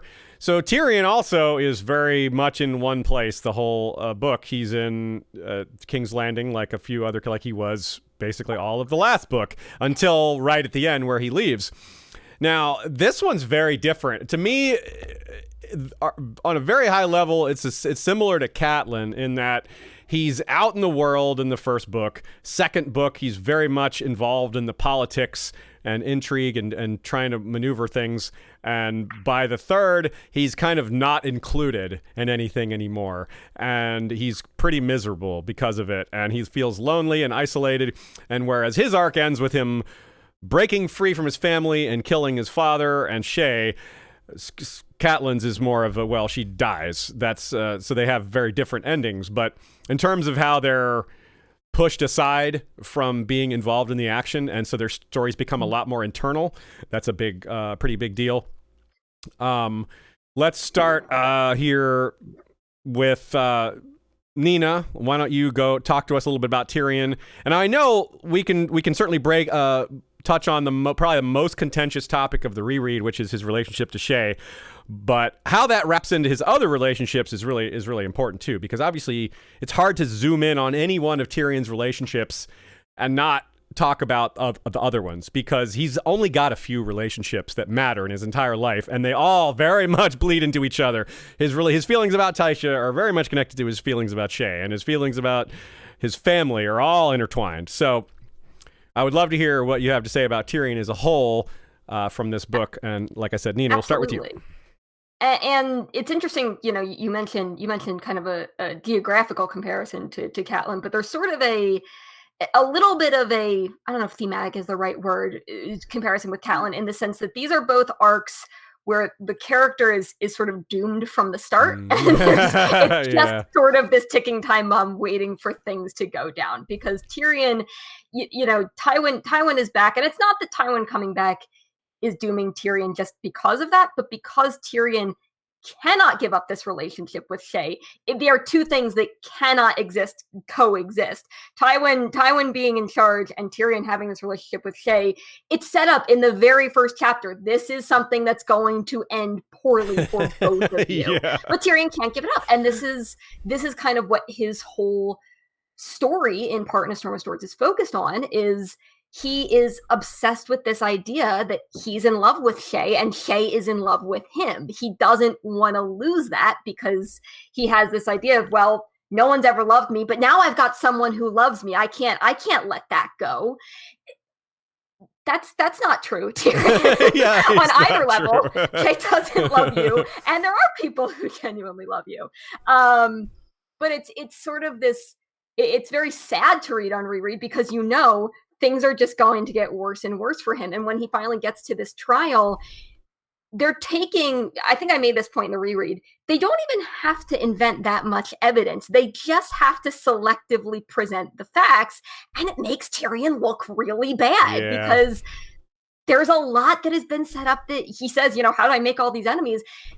It's not that hard to selectively present facts to say, look, you look like a monster here, Tyrion. And it's a very hard, Tyrion is a very hard one for me to read on reread, for the same reason as Cat, because they are both just hurtling toward doom. Yeah, that's Tyrion a little bit better because he doesn't die. But yeah, his is more of a descent into darkness, whereas Stoneheart is more of a metaphor, is a more literal darkness, undead darkness. That's a great way to put it.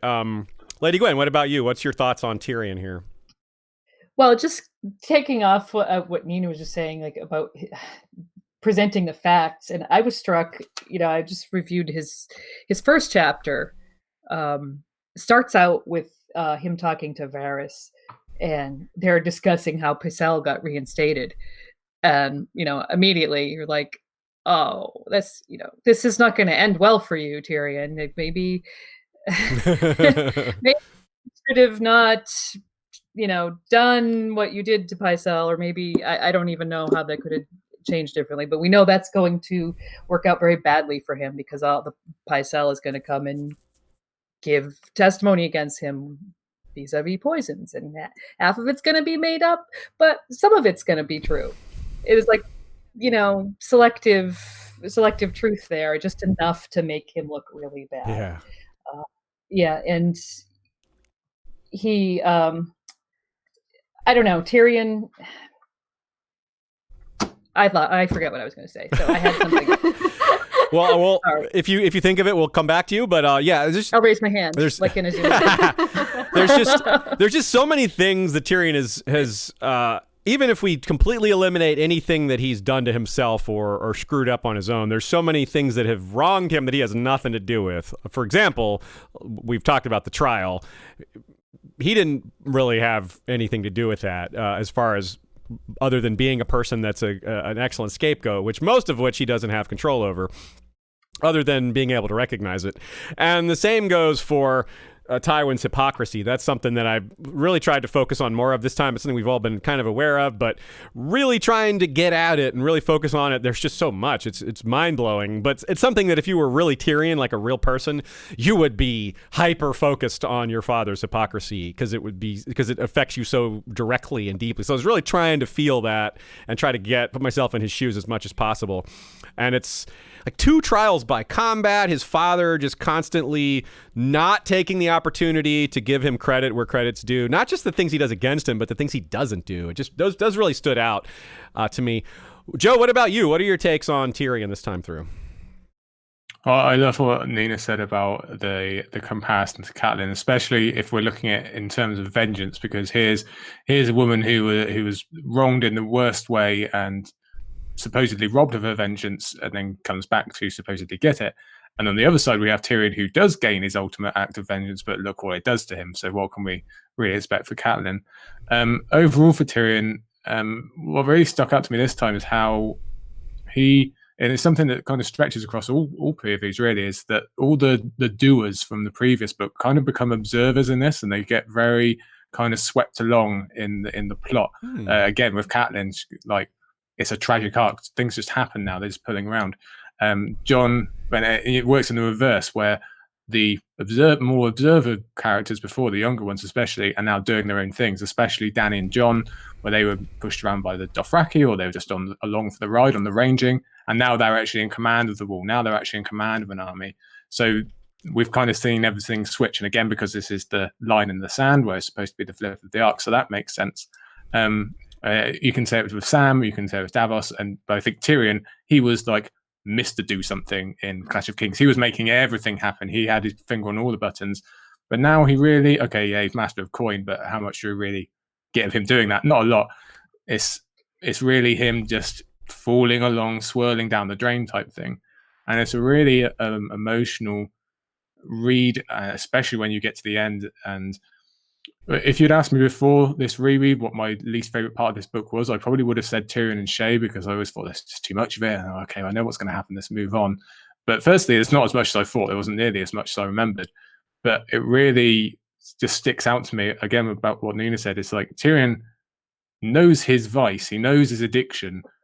But like, that's the point. He knows it, but he's still not going to give it up because it's an addiction. Knowing it isn't the 100% of the beast type thing. So he knows what he's got to do. It's not going to happen. That's obviously counteracts the fact that he's like the smart guy, but ultimately isn't any smarter than anyone else emotionally.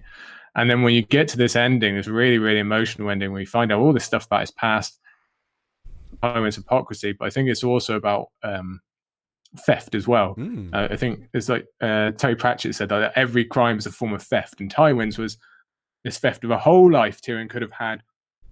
Not only if he'd just been left with Tysha, that's bad enough, but if he'd been allowed to believe that Tysha was who she was and that he isn't this unlovable person that's doomed to be with no one. So to find that out, and especially we get it just a few chapters before Lysa confirms everything with Hoster, where she's also had a theft of her life, or could have been with her child with Peter, that her father took with her. So I think the chapter sequencing there, I think they're 3 chapters apart, really, really stuck out to me this time. And yeah, like both of you said, just emotional, knowing what's going to happen. You can see it right from the beginning, and all these loose ends are going to come back and bite you. Like Lady Gwyn said, like, you were high, but you weren't smart enough while you were high, and now that you're down low, they're going to kick you. So that I remember the thing I was going to say. Oh, good. Which was just a very tiny point related to that, and I was going to tie them both together, because also in the very first chapter, he's talking to Varys about getting rid of Shay. Yes. So in the first 3 pages of Tyrion's arc, we're just sitting there thinking, these are the things that you should be doing. None of this is going to work out.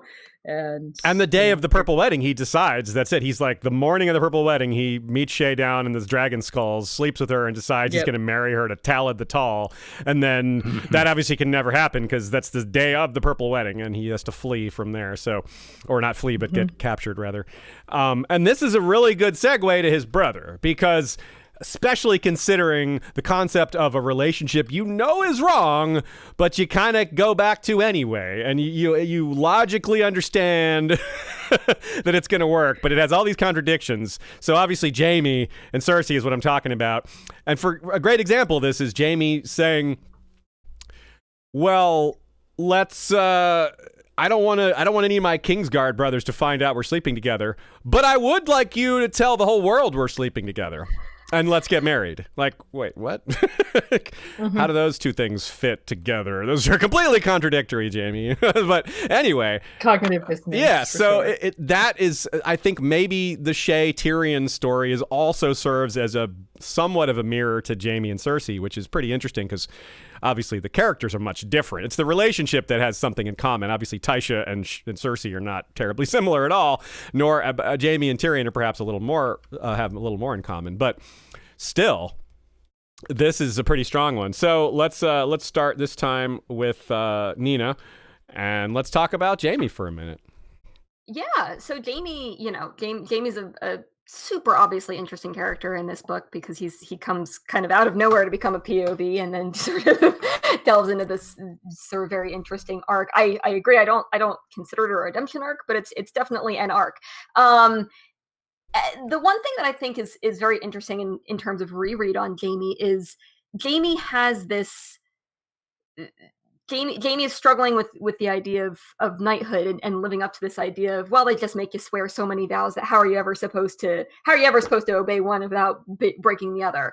And what George R. R. Martin does so brilliantly with Jaime is he puts with him the beau ideal of knighthood, someone who is not a formal knight, but is someone who devotes herself completely to the ideals of knighthood, someone who will give up. He is giving up everything to be the sort of ideal knight, and that's forcing Jaime to look and say, well, these people do exist. You can actually do this. And I think I mentioned this on the reread chapter, but kind of his last chapter, he's sort of, when he gives Brienne Oathkeeper, he's sort of outsourcing to a little bit of an extent. He's outsourcing his own honor because he's thinking, no, I can't do this. I can't go on this quest. I have duties here, both familial and with the Kingsguard.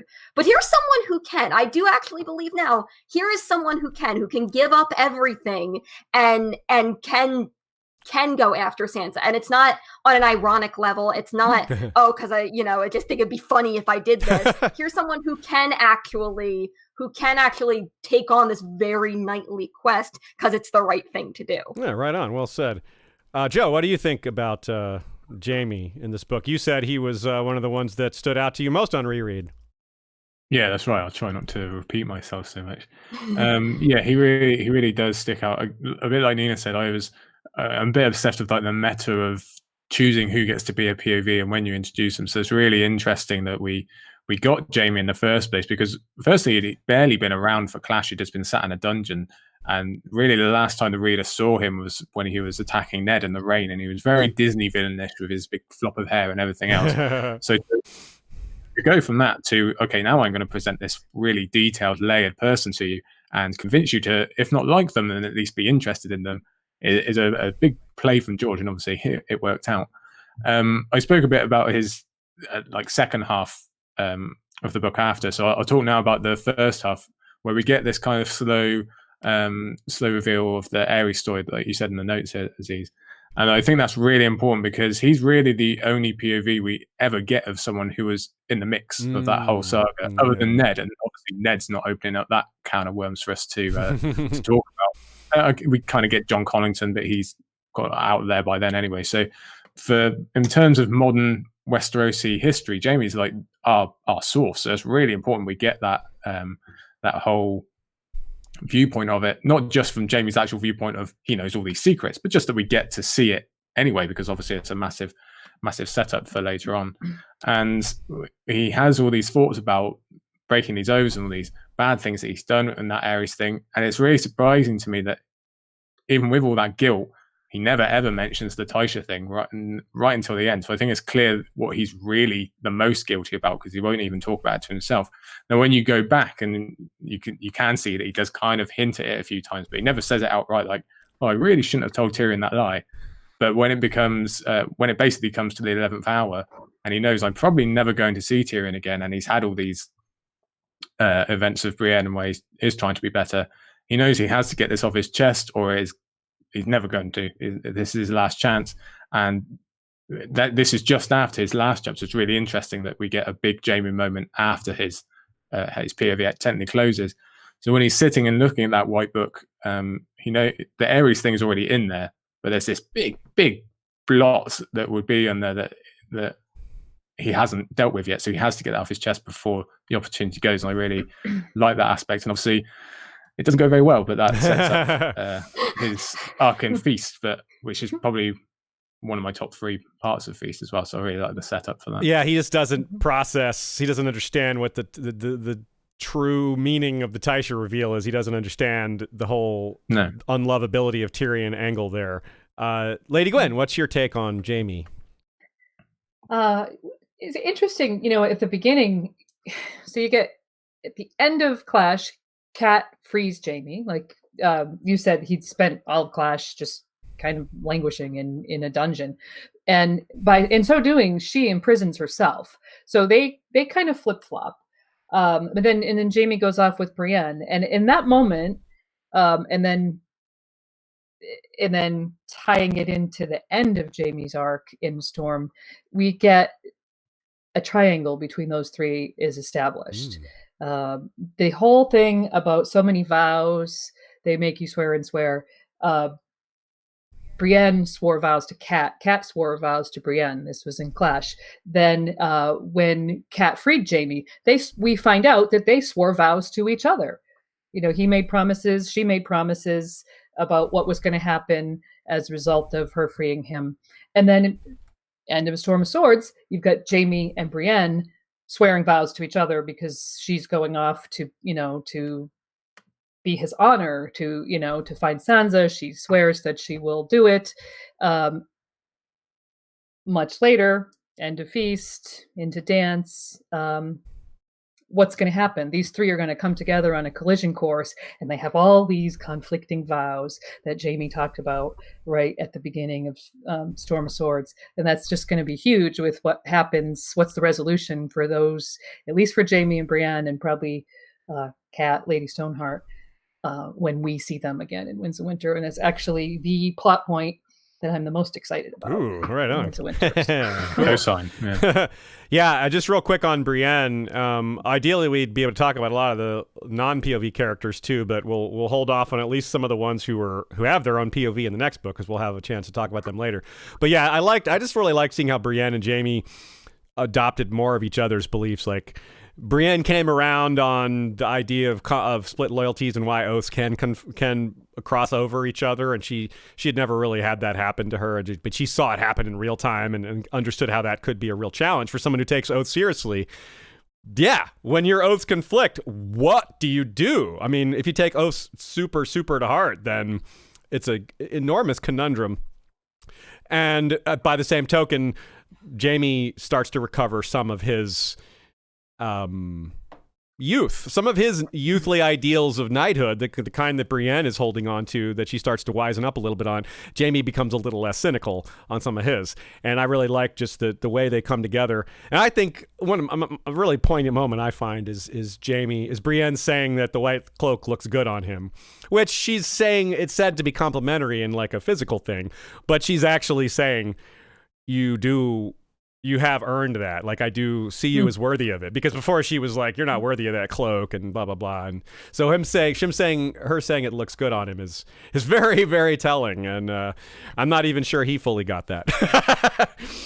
So yeah, we'll talk about Cersei some other time. But one really important point that we tried to cover throughout Valar Rereadis is how she's seeing the beginning of the Valonqar prophecy happen. And that's just an enormous bit of anxiety for her to deal with. So we'll talk about that as at the beginning of her arc, since we're as usual, we have more to say than we can possibly fit. Let's talk about Arya. We talked a little bit about her before, but let's zoom in on her a bit more. Let's start with Lady Gwyn. We'll start with you this time. Arya goes all around the Riverlands. She has this kind of almost complete story where she's 3 books of mostly out in the wilderness. I mean, obviously at the book 1, she doesn't really get outside till the end, but even when she's at King's Landing, she's in the tunnels and doing all sorts of crazy stuff away from her family. So we see more and more of her wolf dreams. That's a big part of this book is her having a lot of wolf dreams. But of course, her being an observer in general is a big part of this book that's going to change, because in Bravos, well, that less of Bravos is interesting, but it's got less of the main story wrapped up in it. So it's very focused on her rather than all these other things happening around her. So I think that's super interesting, the way her arc is changing, but also just looking back on this full Riverlands arc as it ends here. So please tell us what you think of Arya. Well, I mean, I think a lot of Arya, I think that there's a lot to be said about Arya and Sandor's relationship, which evolves over the course of this, over the course of Storm of Swords. And, she starts out in prison. Well, she starts out having just escaped being kind of imprisoned at Harrenhal, and she spends most of the Riverlands kind of traveling, kind of similar to what Brienne does in Feast for Crows. She's just wandering around the Riverlands. She and Jaime are our point of view into everything that's happening in the Riverlands in the Storm of Swords. So in a way, they kind of mirror to each other. There's a lot of points where you see that mirroring, which I find very interesting. But then when she gets with Sandor, this is when we start to see that theme of mercy really take hold in her arc, because he starts teaching her about the gift of mercy. The word keeps coming up. Arguably you could find some mercy in his his trial by combat in the Hollow Hill. So from there it goes up to the point where I find it very interesting that she declines to give him the gift of mercy at the end. It's almost like, if you remember, just before that, he fell off her list. She said her prayer and he wasn't on it, and she thought, I wonder why. We'll put him back in. Note to self: reinstate Sandor on the list. But then he wants her to give him the gift of mercy as he's taught her, and she declines. And the way I see it is, this is a very stark thing, because she's, at this point, she has judged him to be not worthy of death. And on the surface of it, it's because she doesn't want to help him. But I think it goes somewhat deeper than that, where she, obviously, the fact that she's let him fall off the list, she actually does not. She's developed a much more nuanced view of who Sandor Clegane is, and she doesn't necessarily feel that it's her place to judge him, which then is going to feed right into some of the things she's learning at the House Black and White. So yeah, well said. Yeah. I agree with that a lot. There's so much to do with these parallels and like judging and taking a life, or giving mercy or denying mercy, and that again ties into this long-running justice versus vengeance theme. And there's a little bit of perhaps a little bit of vengeance in her letting him lie there, but also that's somewhat contradicted by her taking him off his list, or other way around, taking him off her list. Nina, what do you think about Arya in A Storm of Swords? Absolutely. Well, specifically to that last point, and this is something that has gone through a lot of Arya in A Storm of Swords, is developing this idea of mercy as both gift and punishment. It is gift.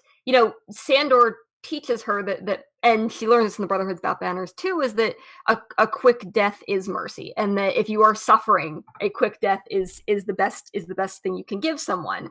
But mercy is also death is also punishment. Death is also for the people who have done you wrong. They deserve to die. So, or the people who have, broken these very fundamental things for Arya, they deserve to die. And that's something that she experiences very powerfully in the Inn at the Crossroads, that she sees these people who have very grievously wronged her, and she helps kill them.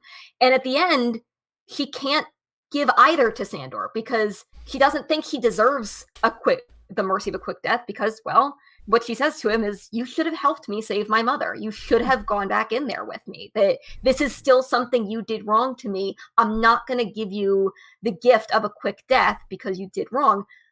But she's also understood that, well, he did rescue me, though. He did save me when, no one else was saving her. So he doesn't deserve to die anymore either. So the best that she can do is just leave.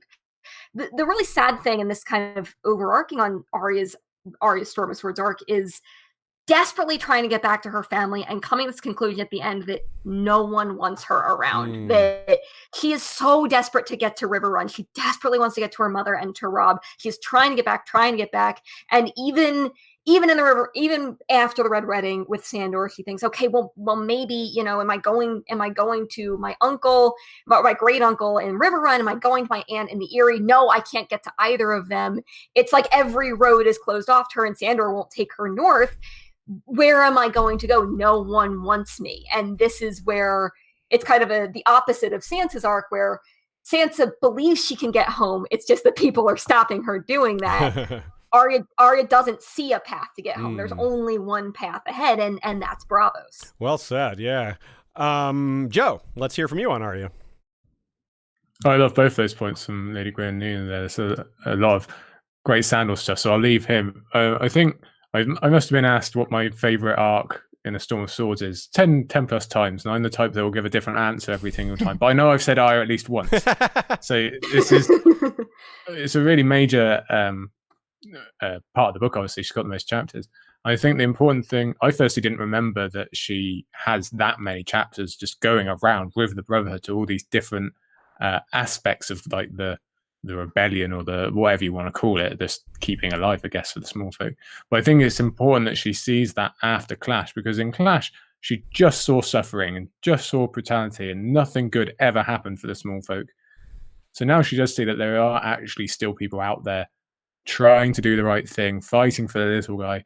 And even though she can't quite click that she has a part in that just yet because of her age and whatever, she does eventually. And I think that speaks to her final chapter in the Inn at the Crossroads. And this is another part I forgot, that it's actually the inn with Masha Hedlund where Catelyn captured Tyrion, etc. And I checked that like 3 times because I was like, I do not remember that. That seems really important. It's in the exact same place. And I already have this obsession with Sansa and Arya both following in the physical footsteps of Catelyn. But this one specifically, where you can argue, there's arguments for all of it, but you can argue that the war really kind of started there because Catelyn took Tyrion. I know a lot of people do argue that a bit too strongly, but it's a big part of why the war started and why all these small folk are suffering. So it's important to me that Arya goes back to that specific point and at least repays a part of the debt that her family and the nobility owe the small folk. Because once she does this, it kind of opens up and it becomes the like orphanage type thing with Gendry and Willow, which is another thing I had to check like 3 times because I was like, is this all the same inn? I thought there was a few more inns in this. It is all the same one. Yeah, there's just the 2 inns. There's that one and the Inn of the Kneeling. Yeah, that's what I meant. I'm sure it's the other one. But nope. So Arya opens the door for a good thing to happen in the Riverlands. And it's difficult because obviously it's not Arya's fault. She didn't take Tyrion. She didn't start any war. But she is a part of the nobility, even if she's not specifically right now. She is a Stark. She is half Tully, so she does owe something to these people for the games that the high folk, the nobility play. So yeah, I really like that bit. And the other thing that really stuck out to me and I forgot is, I think I said on our last review show at the end of Clash of Kings that the parallels between Sansa and Arya kind of split at the end of Clash. And that was dead wrong. I completely take that back. There's loads more parallels between Arya and Sansa in this book. So I'm still learning. Well, we all are. That's why we're still doing it. That's why we're still here, huh? Yeah, really good takes, y'all. Those were some of the best takes of the whole episode, I think. These Arya takes were really great. Related to Arya as well, and some questions revolving around her with her mother. We covered some of this already in comparing her to comparing her to Tyrion, and the difference, the similarities, and the overarching themes of and their participation in the narrative. More specific question here about Stoneheart and Catelyn comes from Richard Tabor. He points out that Stoneheart and should know that Arya is alive because of the Brotherhood Without Banners knows that she's alive. They were chasing Sandor and never did find him, but they have every reason to believe Arya is still alive. So how does that affect Stoneheart as a revenant, as a being of revenge, and just knowing that her daughter that she thought might be dead is actually alive? I honestly haven't given this a lot of consideration, so that's a really good question. It's something that I really should have thought about before. In fact, he asked me this question a couple weeks ago, and I misunderstood it, and I happened to think about it again. So I thought it was a good time to bring it up here and get your takes. Lady Gwyn, we'll start with you. What do you think about Stoneheart's knowledge of Arya? And if you want to expand on that to what's Stoneheart going to do when she learns that, if she learns that, say, Bran and Rickon are alive? Like, how does that affect her? Well, Stoneheart knows about Arya. Yeah. It's unequivocally, the Inn at the Crossroads is full of children when Brienne gets there. And that's because the Brotherhood Without Banners have been, under Lady Stoneheart's leadership, have been going around the Riverlands collecting little orphans because they're looking for Arya. They ask Brienne if she's seen this girl. I mean, it's that is part of their it's part of their mission now, is to find Arya because she knows that she's out there somewhere. I think it speaks to a little bit more nuance in Lady Stoneheart. Whereas, we might think that she's just this vengeance machine out killing Freys because that's the way it appears. And that's, she died with this in her, in her heart. But we learn that she's also got this other agenda, and that is to find specifically this daughter. And I will say that this is why I do think that they have sent an operative north to Winterfell to evaluate the fake Arya to see, is this really Arya Stark? Could it be? And do we have to, go full on rescue her there, or what's going on there? So I think we will find out that they have got someone up in the neighborhood, without getting too far off topic. And if they don't, they will by the time they find out Sansa's gone there. And I think you're right, though. Either they probably already do have someone there. That's a great point. I think I know who they have there. I have very specific thoughts about that, but it's probably way off topic. So.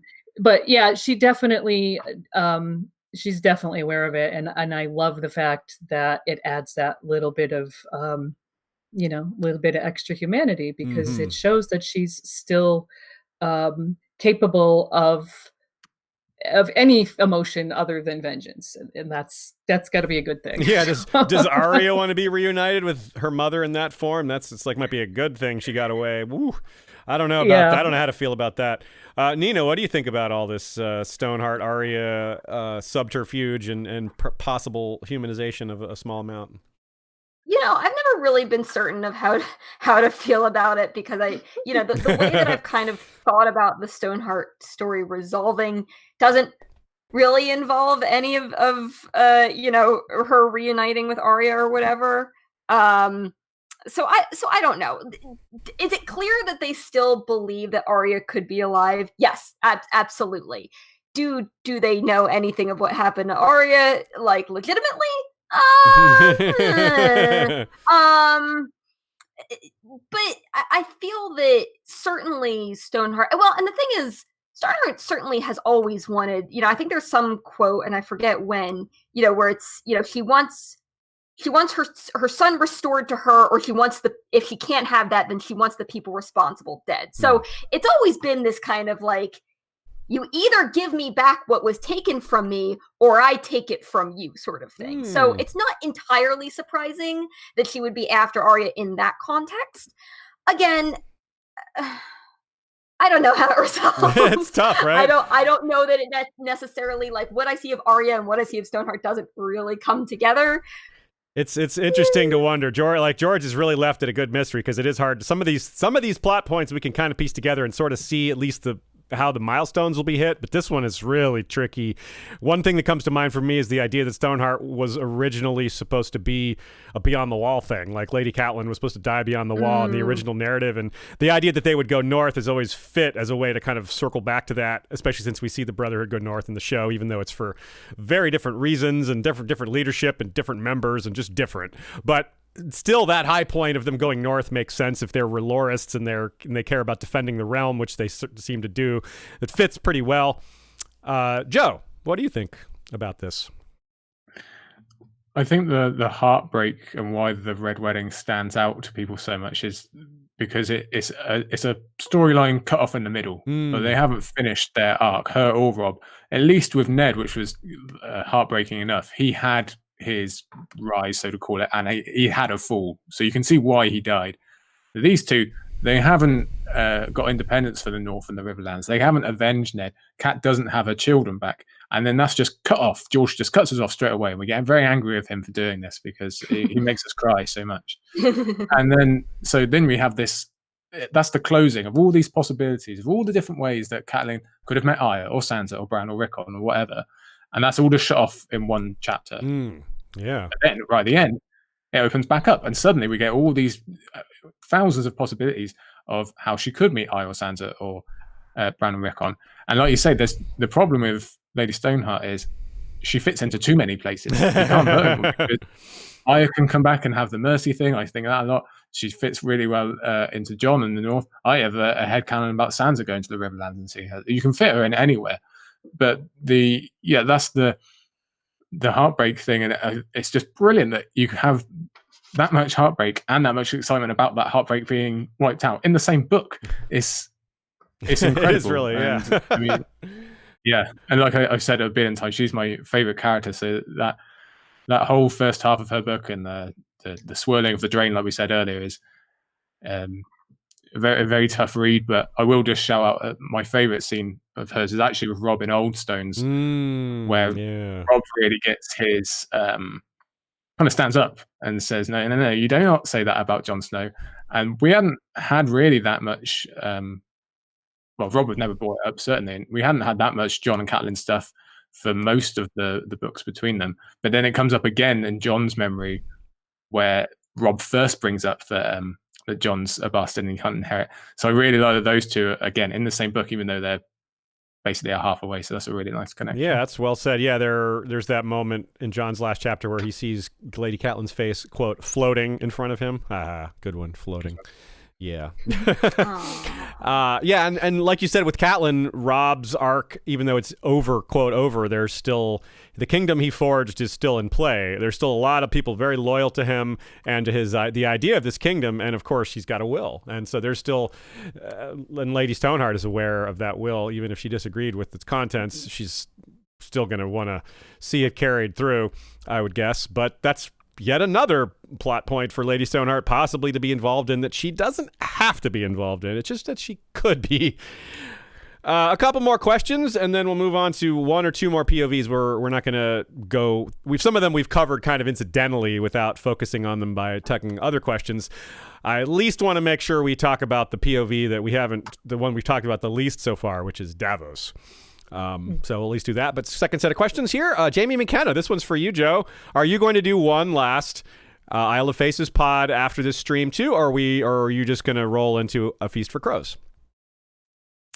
Yeah, sure. I'll do one more. Why not? I'll clap one to go for you. Yeah, we'll do another. Cool. I'll put in a mini review. Yeah, come on. Excellent. Yeah, why not? I mean, we're just we're not finishing everything here today. We're so. I'll find some scraps. I'll find some scrolls. I'll mesh them together. Feel free to borrow what we didn't cover from this document if you like. Yeah. Jaded Richard Tabor asks, was Tywin really going to send Tyrion to the wall? Because Cersei thinks he was going to be put to death. So what do you guys think? Nina, we'll start with you. Absolutely think that Tywin was being genuine. I think Tywin really was going to send Tyrion to the wall. Cersei wants to believe that Tywin would have killed Tyrion because Cersei wants to kill Tyrion. Yeah, Cersei wants Tyrion dead and wants to believe that everyone else wants Tyrion dead as much as she does. Yeah. I think that Tywin would have recognized that even though Tyrion is the lowest of the Lannisters, even though he's the worst Lannister, even though I hate him, he is still a Lannister, and I can't have a Lannister publicly executed. So I think he would have recognized if I can put him on the wall, and keep in mind, there's still not a Lord Commander at this point, or at least as far as King's Landing knows. Tywin sees, crisis turns to opportunity. I can put a Lannister as Lord Commander. That actually works out quite well for me. I agree, because he was specifically interested in the election of the Lord Commander, and it was like, pick Slint. And I totally agree with the spectacle thing. Tywin would hate the spectacles. Quietly packing him off to the wall, much more preferable. Does Lady Gwyn or Joe, do you have anything to add to that? Do you disagree with that take, or do you think that's pretty much it? That's it. I think that's it. Okay. Yeah. I do disagree, actually, in the end. Okay. I think I had the same thoughts as Nina. She made a very compelling argument about that, especially the spectacle, like you say, he does not want this happening in front of everyone, especially like out on the turning grounds. But it does really seem like it's prearranged. Like the guards are talking about it when Tyrion goes past. So it's at least kind of seeped out. There's at least something supposed to be going on in the morning. And I can't see Tywin dragging him out and then sending him off to the wall, because even Tywin knows Cersei will blow the city up. She will just, like, right there and then. She doesn't need wildfire. She will just blow up if that happens. If Tyrion escapes his punishment in front of everyone and she gets the ultimate embarrassment.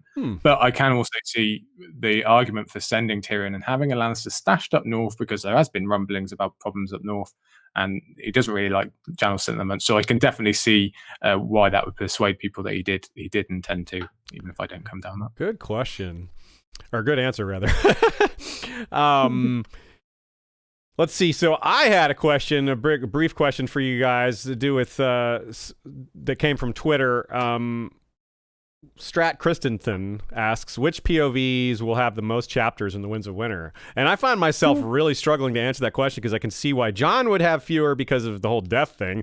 Dany has never had the most in a book because she's isolated and by herself, and not worse, but in terms of how many chapters she might have, if she gets off the Dothraki Sea, she's going to be mixed in with Barristan, Tyrion, maybe even Victarion. Good chance he's already dead by then. But even if it's just the other two, that's a lot of sharing of POVs. So I can't see it being her either. And the same argument then applies to Tyrion. So where do you go from there? I have a hard time picking. It could be back to Cersei because of King's Landing being important, but I have a dark horse candidate in Sansa, because the North is going to be important. As she goes there, she could be a big piece of the center of the action there, maybe even observing the rest of the Northern campaign, maybe taking some of Jon's chapters away, because while he's dead, I don't know, there's possibilities there. Plus she's got her whole Vale arc, which is certainly just hers. There's no other POVs in there. Any other guesses there, or is that just too hard of a question? Anyone speak up if you have an answer there. No, I mean, I kind of agree with the two you said, and it's just simply by location. Cersei's the only person in King's Landing. Yeah. Everyone else, we're already, because we're doing all these episodes about the Winds of Winter, and we're thinking along these lines, and there are so many point of view characters, and he's drawing them all back into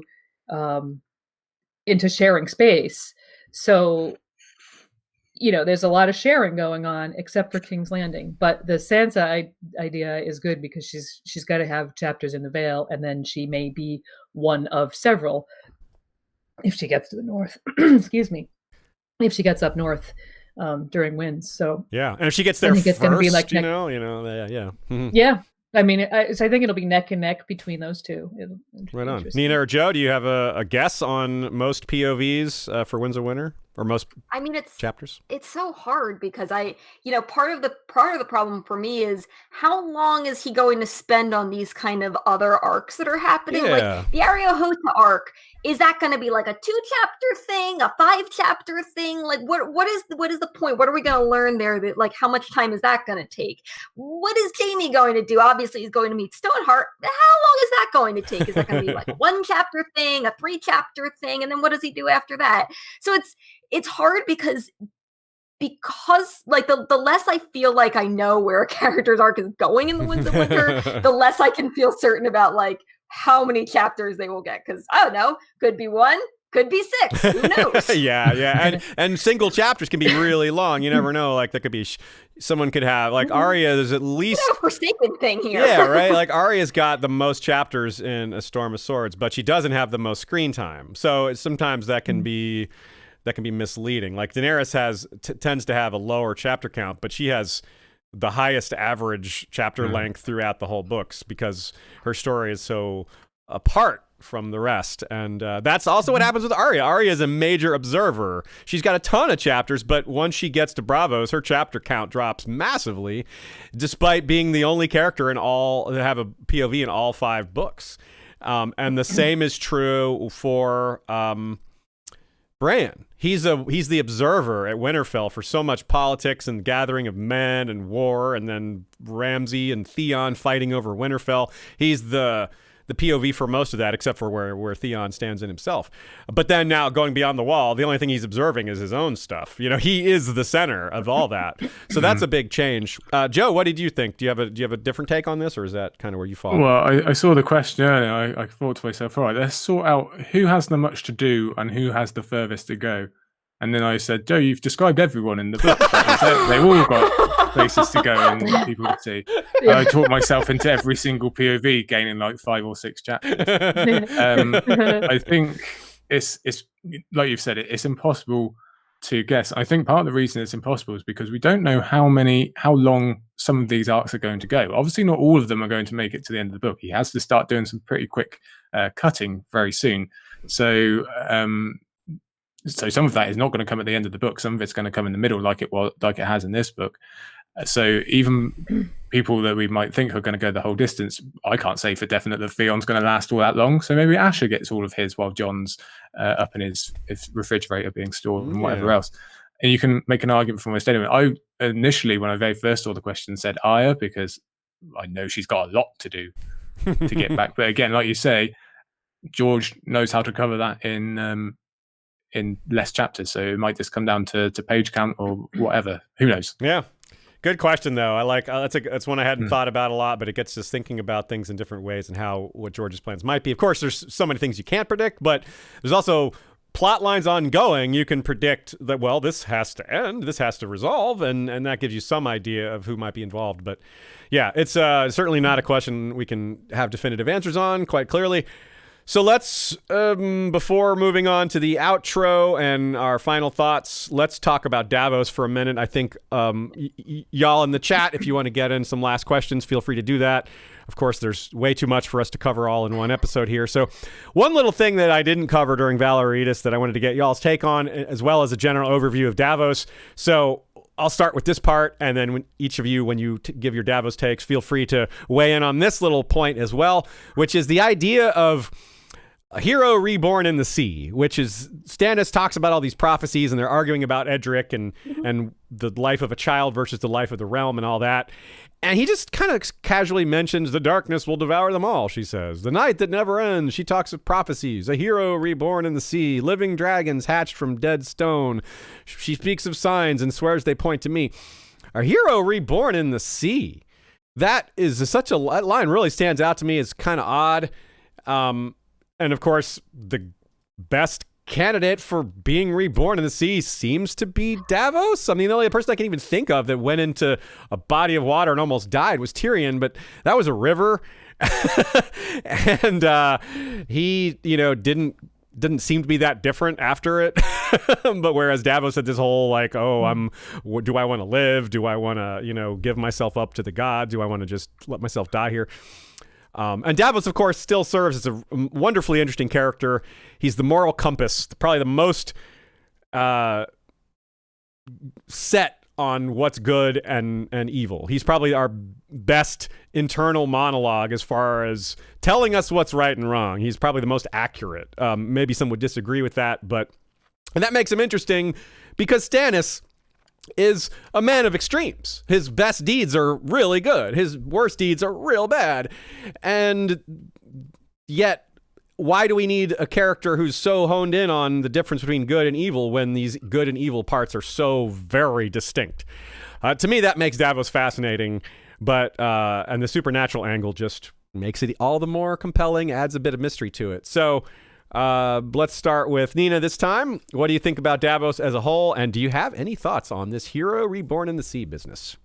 Well, with respect to the hero reborn in the sea, I wonder if that, I've had a thought for a long time that the reason Melisandre thinks that Stannis is Azor Ahai is because Melisandre got a vision that Azor Ahai is connected to Dragonstone and assumed that the Lord of Dragonstone is Azor Ahai reborn. So to the extent that Dragonstone is kind of this place in the sea, it's this island in the sea, maybe Melisandre thinks, oh, that's I'm just gonna throw that in as my own little title for Azor Ahai. Okay. No, it doesn't really have anything, like it's not really based in anything. It's just kind of like, oh, well, I already think Stannis is Azor Ahai, so let's just add this title too. Who knows?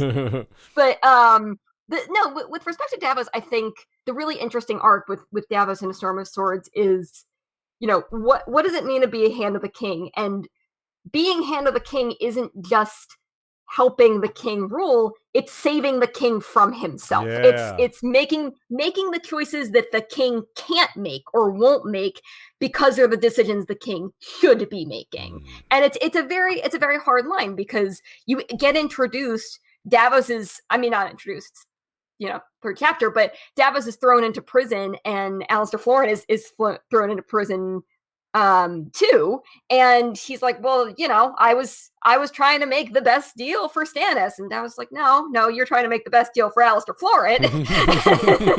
And it's, you kind of have these two different hands that are both technically transgressing the power of the hand. They're not really doing what they is within the scope of hand, but it's very different. Alistair Florent is doing it because it's good for Alistair Florent. Davos is doing it because it's good for Stannis. This is what Stannis. I'm talking myself into a cough. This is what Stannis should be doing. So it's a very interesting arc in that respect. Yeah, and it really speaks to what you were saying before about sacrifice. Davos was willing to sacrifice himself, his honor, his position, his hand, maybe his life to do what he thought was right here, and he wasn't going to. The only people that were with him were people that he explained the danger and made sure that they were there voluntarily. So I believe that really fits with his attitude and what you're saying. Joe, what do you think about Davos? And do you have a comment on Reborn in the Sea? I don't really about the Reborn in the Sea stuff. I think the interesting part of his rebirth to me is how close he comes to being like devoutly religious, which obviously plays into his arc anyway of coming against Melisandre. But he comes very, very close to relying wholeheartedly on the Seven and the Mother specifically, and then he eventually drifts back to kind of not going that way. But it's weird because Davos seems, even though I think we get 5 or 4 chapters in this book, I think it's 6, but anyway, 6, yeah. He seems like the most stretched out to me. If I think of his last chapter and his first chapter seems so long ago where he's on that isle and everything else. But I think the point of his arc in this book is that he's the third time lucky. We've seen Ned be a hand, we've seen Tyrion do a hand, and both of them eventually fell. Now we're seeing Davos doing it right. And the fact that they're all hands to Baratheon kings, kind of, with Joffrey, it really sets it off. So you can only go so far with Robert and Joffrey, to be fair. Stannis is a little bit more going to listen to you. But Davos also does a way better job than the other two. And yeah, I just, like you've already said, it's because of his intent and what he's actually doing. There's no personal gain in it whatsoever, quite the opposite most of the time. And he's still going for it, especially when we get to Edric and what he does there and what he puts on the line and him giving Stannis his ultimate purpose. And this isn't something new for Stannis. He's already had this idea that he's supposed to go and save the world, but he doesn't do anything about it until Davos puts it on the line. Melisandre was not enough to persuade him. It's Davos. actually putting a kind of a real flesh and blood example in front of him and saying, no, look, this is where you need to look, and it works. And I actually forgot that we don't see Davos again. I always thought that we did see him at the wall with Stannis, but we don't. So it's a real that makes that last chapter even more really interesting. Yeah, it pivots away from him to Jon and Samwell as the observers of Stannis, and Davos is kind of just pieces out to go to Skagos, and we don't even know where he's at. It's like, where is Davos? Yeah, where did he go? You'll find out for a while, because in the Feast for Crows, it's like, oh, his head's been cut off and put on the walls of White Harbor. Wait, what? Are you? Hey, that's not a cool off-screen death, man. But of course, 'twas not at all. And Lady Gwyn, let's have your takes on Davos. Well, I don't like a ton to add because you guys have already said some very good things. I think it's interesting at the end there when he frees. So I guess I'm focusing more on the relationship between Melisandre and Davos, and he frees Edric Storm, and he develops this whole, he's got the letter from the wall, and he's got this idea that this is what Stannis should be doing. Melisandre didn't see either one of those things coming. Yeah, it's interesting to me because she's proven to be so fallible in so many ways, and those are these two kind of giant things that she missed, and further along that line, when Davos was dead but not dead, she didn't see that either. So I think we really have to start doubting, even though she is proved to have some sort of real ability, we do have to doubt where that really leads her. Yeah. I don't know. Does she have a big Davos-sized blind spot in her flame reading? Maybe she does. It's it's so meta to me that she isn't quite there. She's not on the right page about these prophecies. It's like she didn't quite read far enough into the book to get a few of the important details. And at the same time, it's this letter that she never saw, that if she had seen that letter first, she'd be like, we need to get the heck up to the wall. But instead, it's Davos, the guy who can't even read until he learns, is the one who's like reading this new letter that speaks to this old thing. So I think that's super meta, I think. All right, great takes, everybody. Let's start working on our exit here. As a super chat from Josh Davis from Down Under, saying sending a superhero pair sticker. That's awesome. Very famous superhero. So I had a quick two last bits here before we say goodbye. One is just to say what your favorite chapter was and just briefly describe what that chapter is, because as usual, saying the name of the chapter is like, wait, which one is that? Lady Gwyn, you have Sansa 7 marked here, don't you? Yes, I certainly do. That is Sansa's last chapter, probably known to most people as Only Cat, but also the Snow Castle scene and so much else. Favorite. I would almost go as far to say, and maybe I will. I'm going out on a limb because I'll be like Joe, because Joe has favorites that vary from minute to minute. He's got 3 of them crossed out on this document. I need to start the episode again. It's true. He does have 3 crossed out. 2 crossed out. But 2 crossed out. But I'm going to say Sansa 7 is like maybe my favorite chapter in the whole series. Ooh, it is a really good chapter. We spent a lot of time on it in Valar Rereadis, even though we're supposed to move through them somewhat quickly. We did not.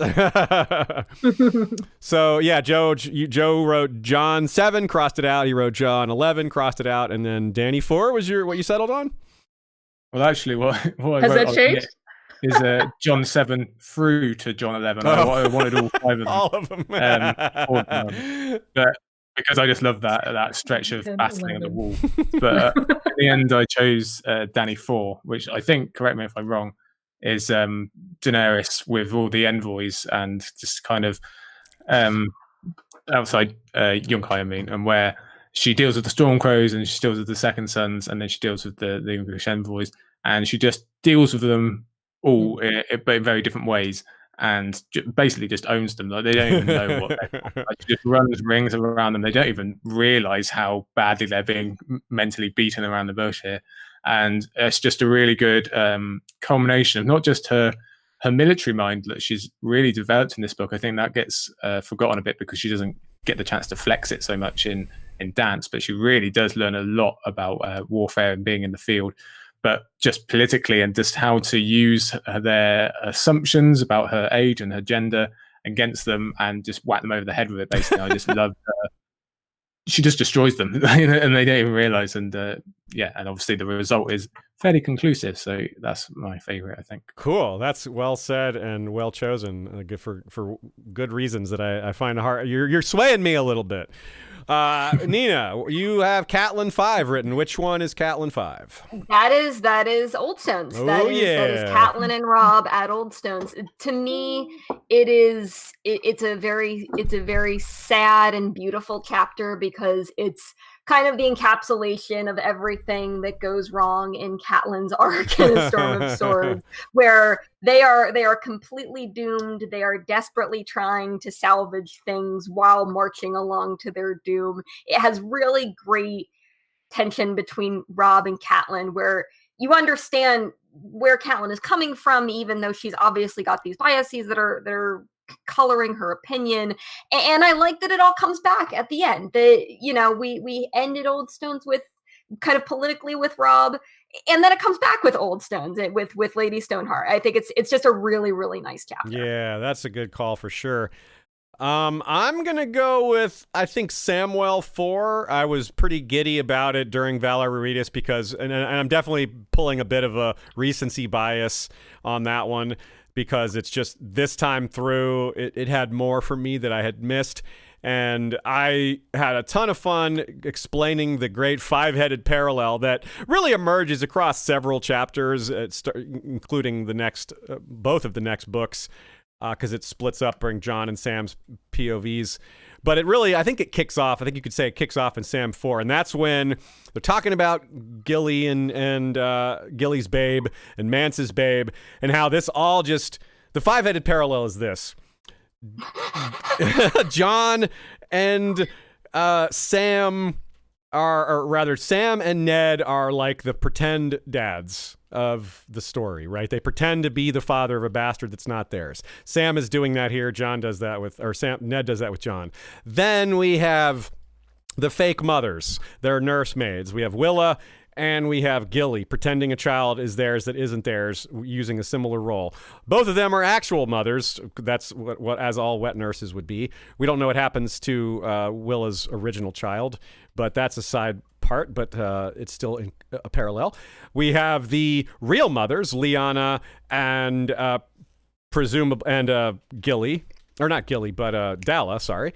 And there's wonderful parallels wrapped up in there because of Rhaegar Mance is also a parallel, and Maegor Rance, whatever, I mean, mixing up my names here. And then we have the real dads, like I said, Rhaegar and Mance. Then we have the ones who kick it all off. So there's 5 sets of parallels, and the babies themselves, I guess, is the 5th one. Jon Snow being the baby with the hidden parentage, and now we have little Aemon, who might have the exact same name as Jon, maybe, if Aemon is Jon's pretend given name or intended name, whatever. Mm-hmm. So that's so cool. So that's why I like Sam 4 so much, because it starts off all that, and that's something that I didn't fully realize was going on. I only caught part of those parallels before, but seeing it all laid out is like, whoa.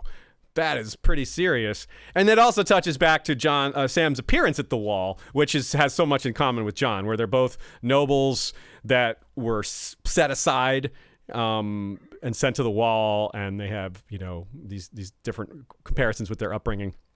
So that's all very cool. I'm obsessed with parallels. So let's see here. One last bit. Like I said, a shout out to a guy named, or a girl, I don't know, Ravin20 on Westeros.org. Ravin is a male character. That's why I assume it's a guy. Ravin is from Wheel of Time. But we shouted out Ravin both of the first 2 times we did a wrap-up episode because he did a thread on Westeros.org compiling all the deaths in each book. So it's hard sometimes to exactly know where the deaths are because sometimes they get announced in a book, but they actually happen in the previous book. So don't take all these too specifically. Like some of these, there's probably more deaths on this list that are revealed the next book but didn't actually happen in this one. Also, thanks to Carol Funk for another super chat with the pair with hearts, in addition to Josh Davis's superhero pair. So we got some pairs coming through. That's cool. Thanks, y'all. Pairs. Relates to the Sansa chapter, doesn't it? Yes. I will not take your pomegranate, but I will take this pear. I will take your pair. So let's see here. We've got Igo, Septon Ut, Vargo Hote, Salor the Bald, Prendal Nagazine, and Marrow. Those are a bunch of sellswords killed. From the Night's Watch, this is a sadly long list here. Long list. Maslin, Sir Otten Withers, Thorin Smallwood, Small Paul, Brown Bernard, Hake, Bannon, Garth of Oldtown, Raleigh of Sisterton, Sir Byam Flint, Geor Mormont, Deaf Dick Follard, Rast, Young Henley, Old Henley, Easy, Dornish Dilly, Lark the Sisterman, Softfoot, Riles, Chet, Donald Noy, Red Allen of the Rosewoods, Sir Andrew Tarth, Sir Aladale Winch, Watt of Long Lake. I mean, look at all the, and there's so many unnamed ones, because this list of all the battles the Night's Watch had in this book is crazy. The Fist, Craster's Mutiny, the Flight Back to the Wall, the Raid of the Thens on the far side of Castle Black, the first assault on the wall with the Turtle and Mag the Mighty, the second assault of the wall, which culminated in Stannis' arrival. Off page, the Battle at the Bridge of Skulls. There's just so many battles. It's like, wow, there were a lot of battles at the wall, geez, or near it. Among the free folk, we got Jarl, Craster, Steer, Quart, Stone Thumbs, Ygritte, Harma Dogshead, Dalla, Mag the Mighty, Bodger, lots of giants and mammoths, and countless unnamed ones. Among the Northerners, we got Robin Flint, Sir Wendell Manderley, Donald Locke, Owen Norrie, Dacey Mormont, Small John Umber, Robb Stark, Grey Wind, Sir Helmund Tallhart, Rickard Karstark. Most of those died at the Red Wedding, but there's thousands more literally that died at the Red Wedding and on campaigns that we don't know the names of. Ditto this next group, which is Riverlanders. Lucas Blackwood, Aegon Frey, Peter Frey, Sir Garth Goodbrook, Sir Tytos Frey, Merritt Frey, Catelyn Stark, Hoster Tully, Lysa Arryn, and two of the guards that were killed in Jaime's escape, Delp and Elwood. Long live Delp. Among the Ironborn, they did okay. Only Balon and Lord Botley, apparently, that we hear of. There's probably a few more, but that's it that we hear of. Among Westerners, lots of unnamed ones, of course, in the many battles that take place, but amongst named characters, Joffrey, Tywin, Polliver, the Tickler, Tion Frey, Willem Lannister, and Sir Cleos Frey. Now, I'm assuming the Mountains Men are from the West. They may not be, but whatever. Got to put them somewhere. Myronese, Krasny's Mo Naklos, Grazdan Mo Ulhor, Osnak Zopal, and then a few other randoms like Simon Silvertongue, Kyle of the Brotherhood Without Banners, some Crownlanders like Sir Dantos and Gunser Sunglass was burned, obviously Oberyn Martell, Shay, Lord Eon Hunter, and so many more probably, but what a list. It's nice to end with the Butcher's Bill, isn't it? Setting us up for a feast for critters, right? Exactly. Well said. Well said. All come together. So let us have our lovely guests tell everyone where to find them again. Let's do that again because it's good to repeat. And so make sure people hear it. And so it's in two places, beginning and end. So let's start as we began. Lady Gwyn, please tell everyone where to find you and what y'all are working on right now. Yeah, well, find us at radiowesteros.com. You can access all of the places where you can find our podcast, and we also have a YouTube channel, so you can just hop right over there to find us as well. And we're working on our Streams of Winter every Saturday at 5, which is a companion live stream series to our Winds of Winter primer, and we're just talking about where all these characters have ended up and are going to be going at the beginning of Winds. Hell yeah, that's great. Sounds perfect. And hopefully we have Winds at least soon-ish to lead into that. It's going to roll to that's it, right? That's what we're hoping for. That's what we're hoping for with Valar Rereadis too. We finish that up and we can go week to week on Winds of Winter if we're lucky.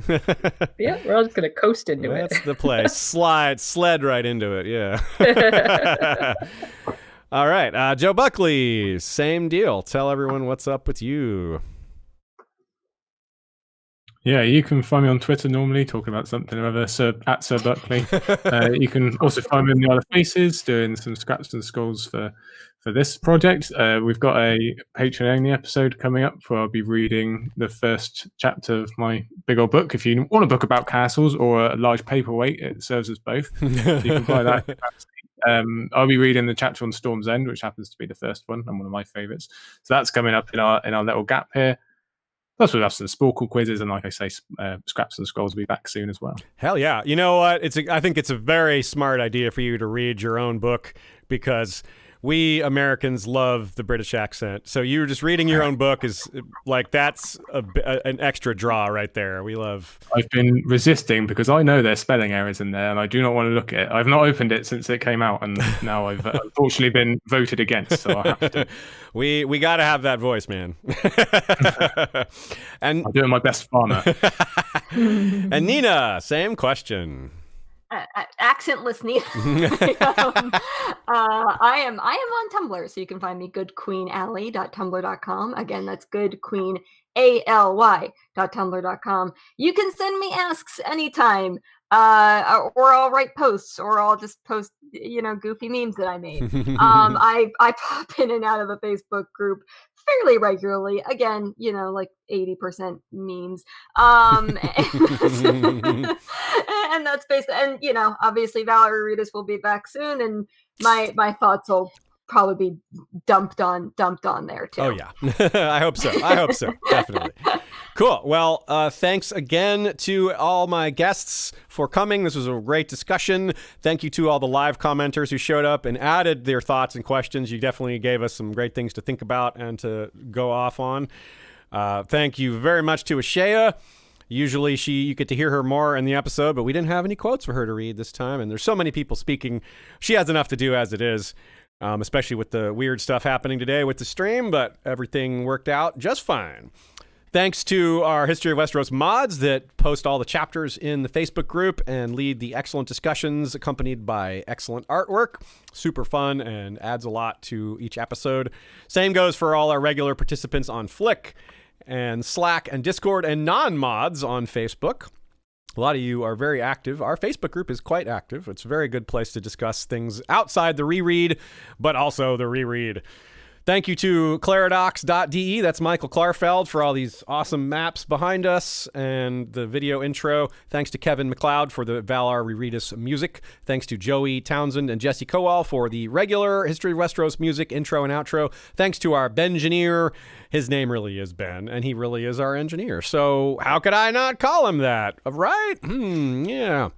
Like I said at the beginning, we'll be back with Valar Rereadis to Feast for Crows, the first set of chapters, on May 31st, that is, and we hope to see you there. I'm going to now read the full patrons list.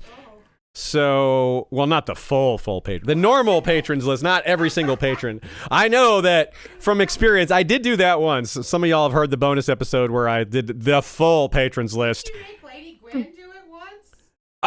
It wasn't the whole list. She and I, we split our own. But it wasn't like the whole list, which is over 700 people.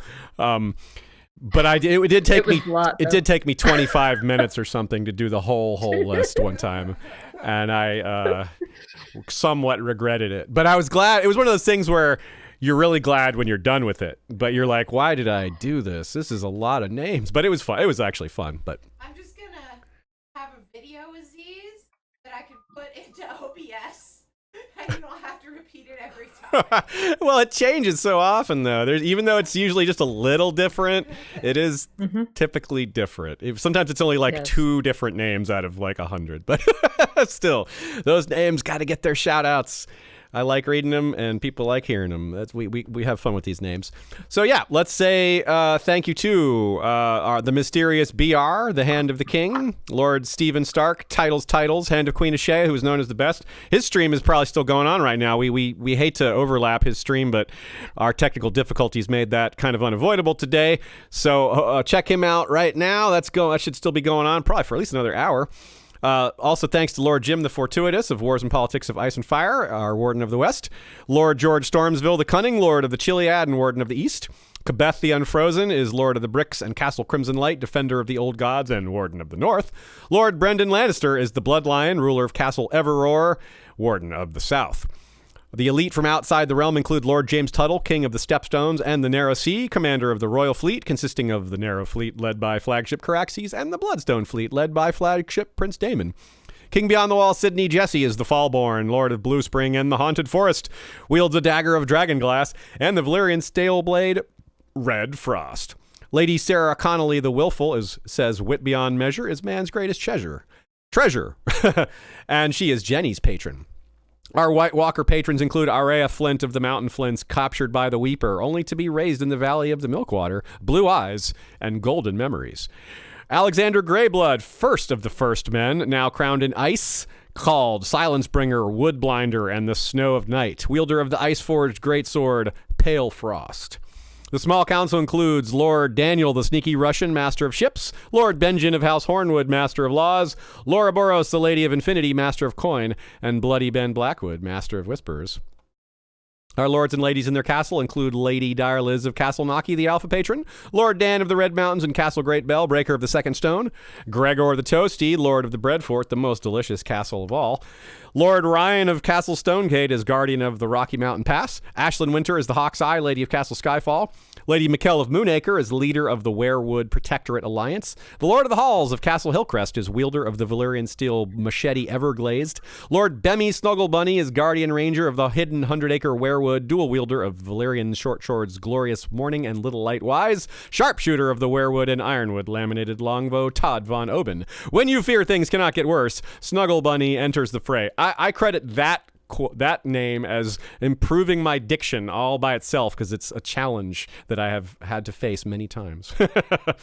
The Bastard of the Wolfswood is first forester of the old gods. He's sworn to House Ironwerewood. Their motto, listen for the silence. Lady Lyanna Kelly of Wolf Island is protectress of the Steelhold. Casey Stark is of House Acres. Lady Kay of House Archer is lady of the Earthdog Hall. Huntress of the Wolfswood and guardian of Maddie Squirrelsbane, the mighty Direweenie.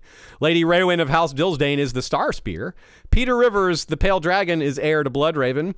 Lady Carlin Carey of Castle Stone Sharp, whose horse is shod in Valyrian steel, is Lady Rider of the Rising Hills. Lady Mara of House Stark is Archmistress of Apothecaries and Woods Witch. Her castle features werewood doors with painted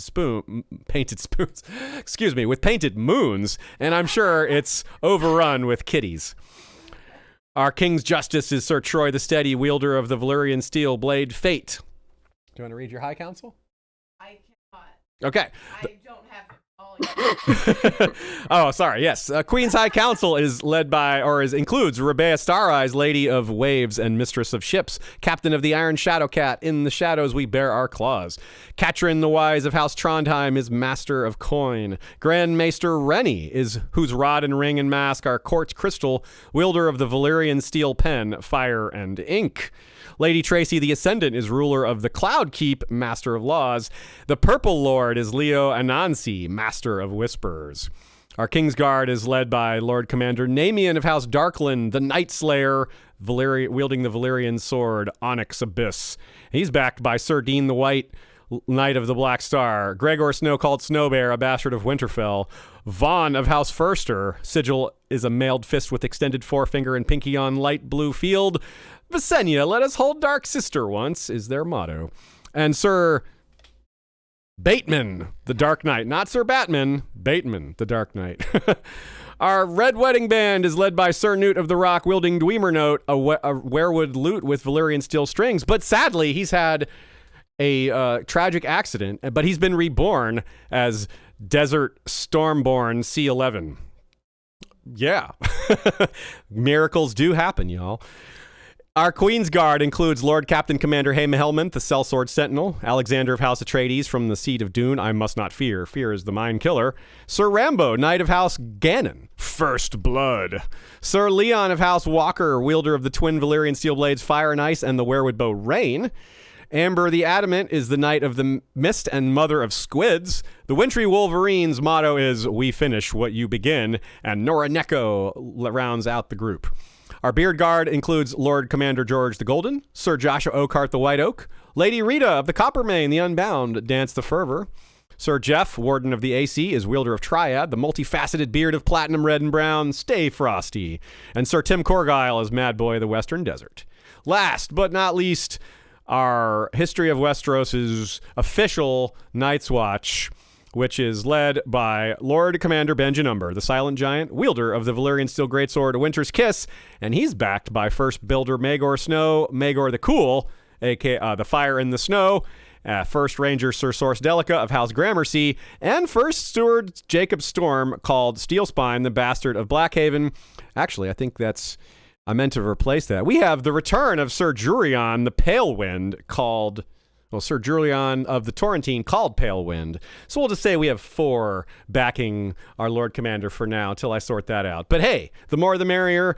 But that is the end of our shout-outs for this time. We'll see you all for the beginning of Valar Rereadis, A Feast for Crows. Hope to see you there, and also hope to see you for the debut of our Serwyn of the Mirror Shield episode Sunday at the usual Valar Rereadis time, if you're not a patron, in which case you may have seen the episode already. Anyway, thanks again to my guests. Thanks again to Ashea. We'll see you all next time. Valar Rereadis.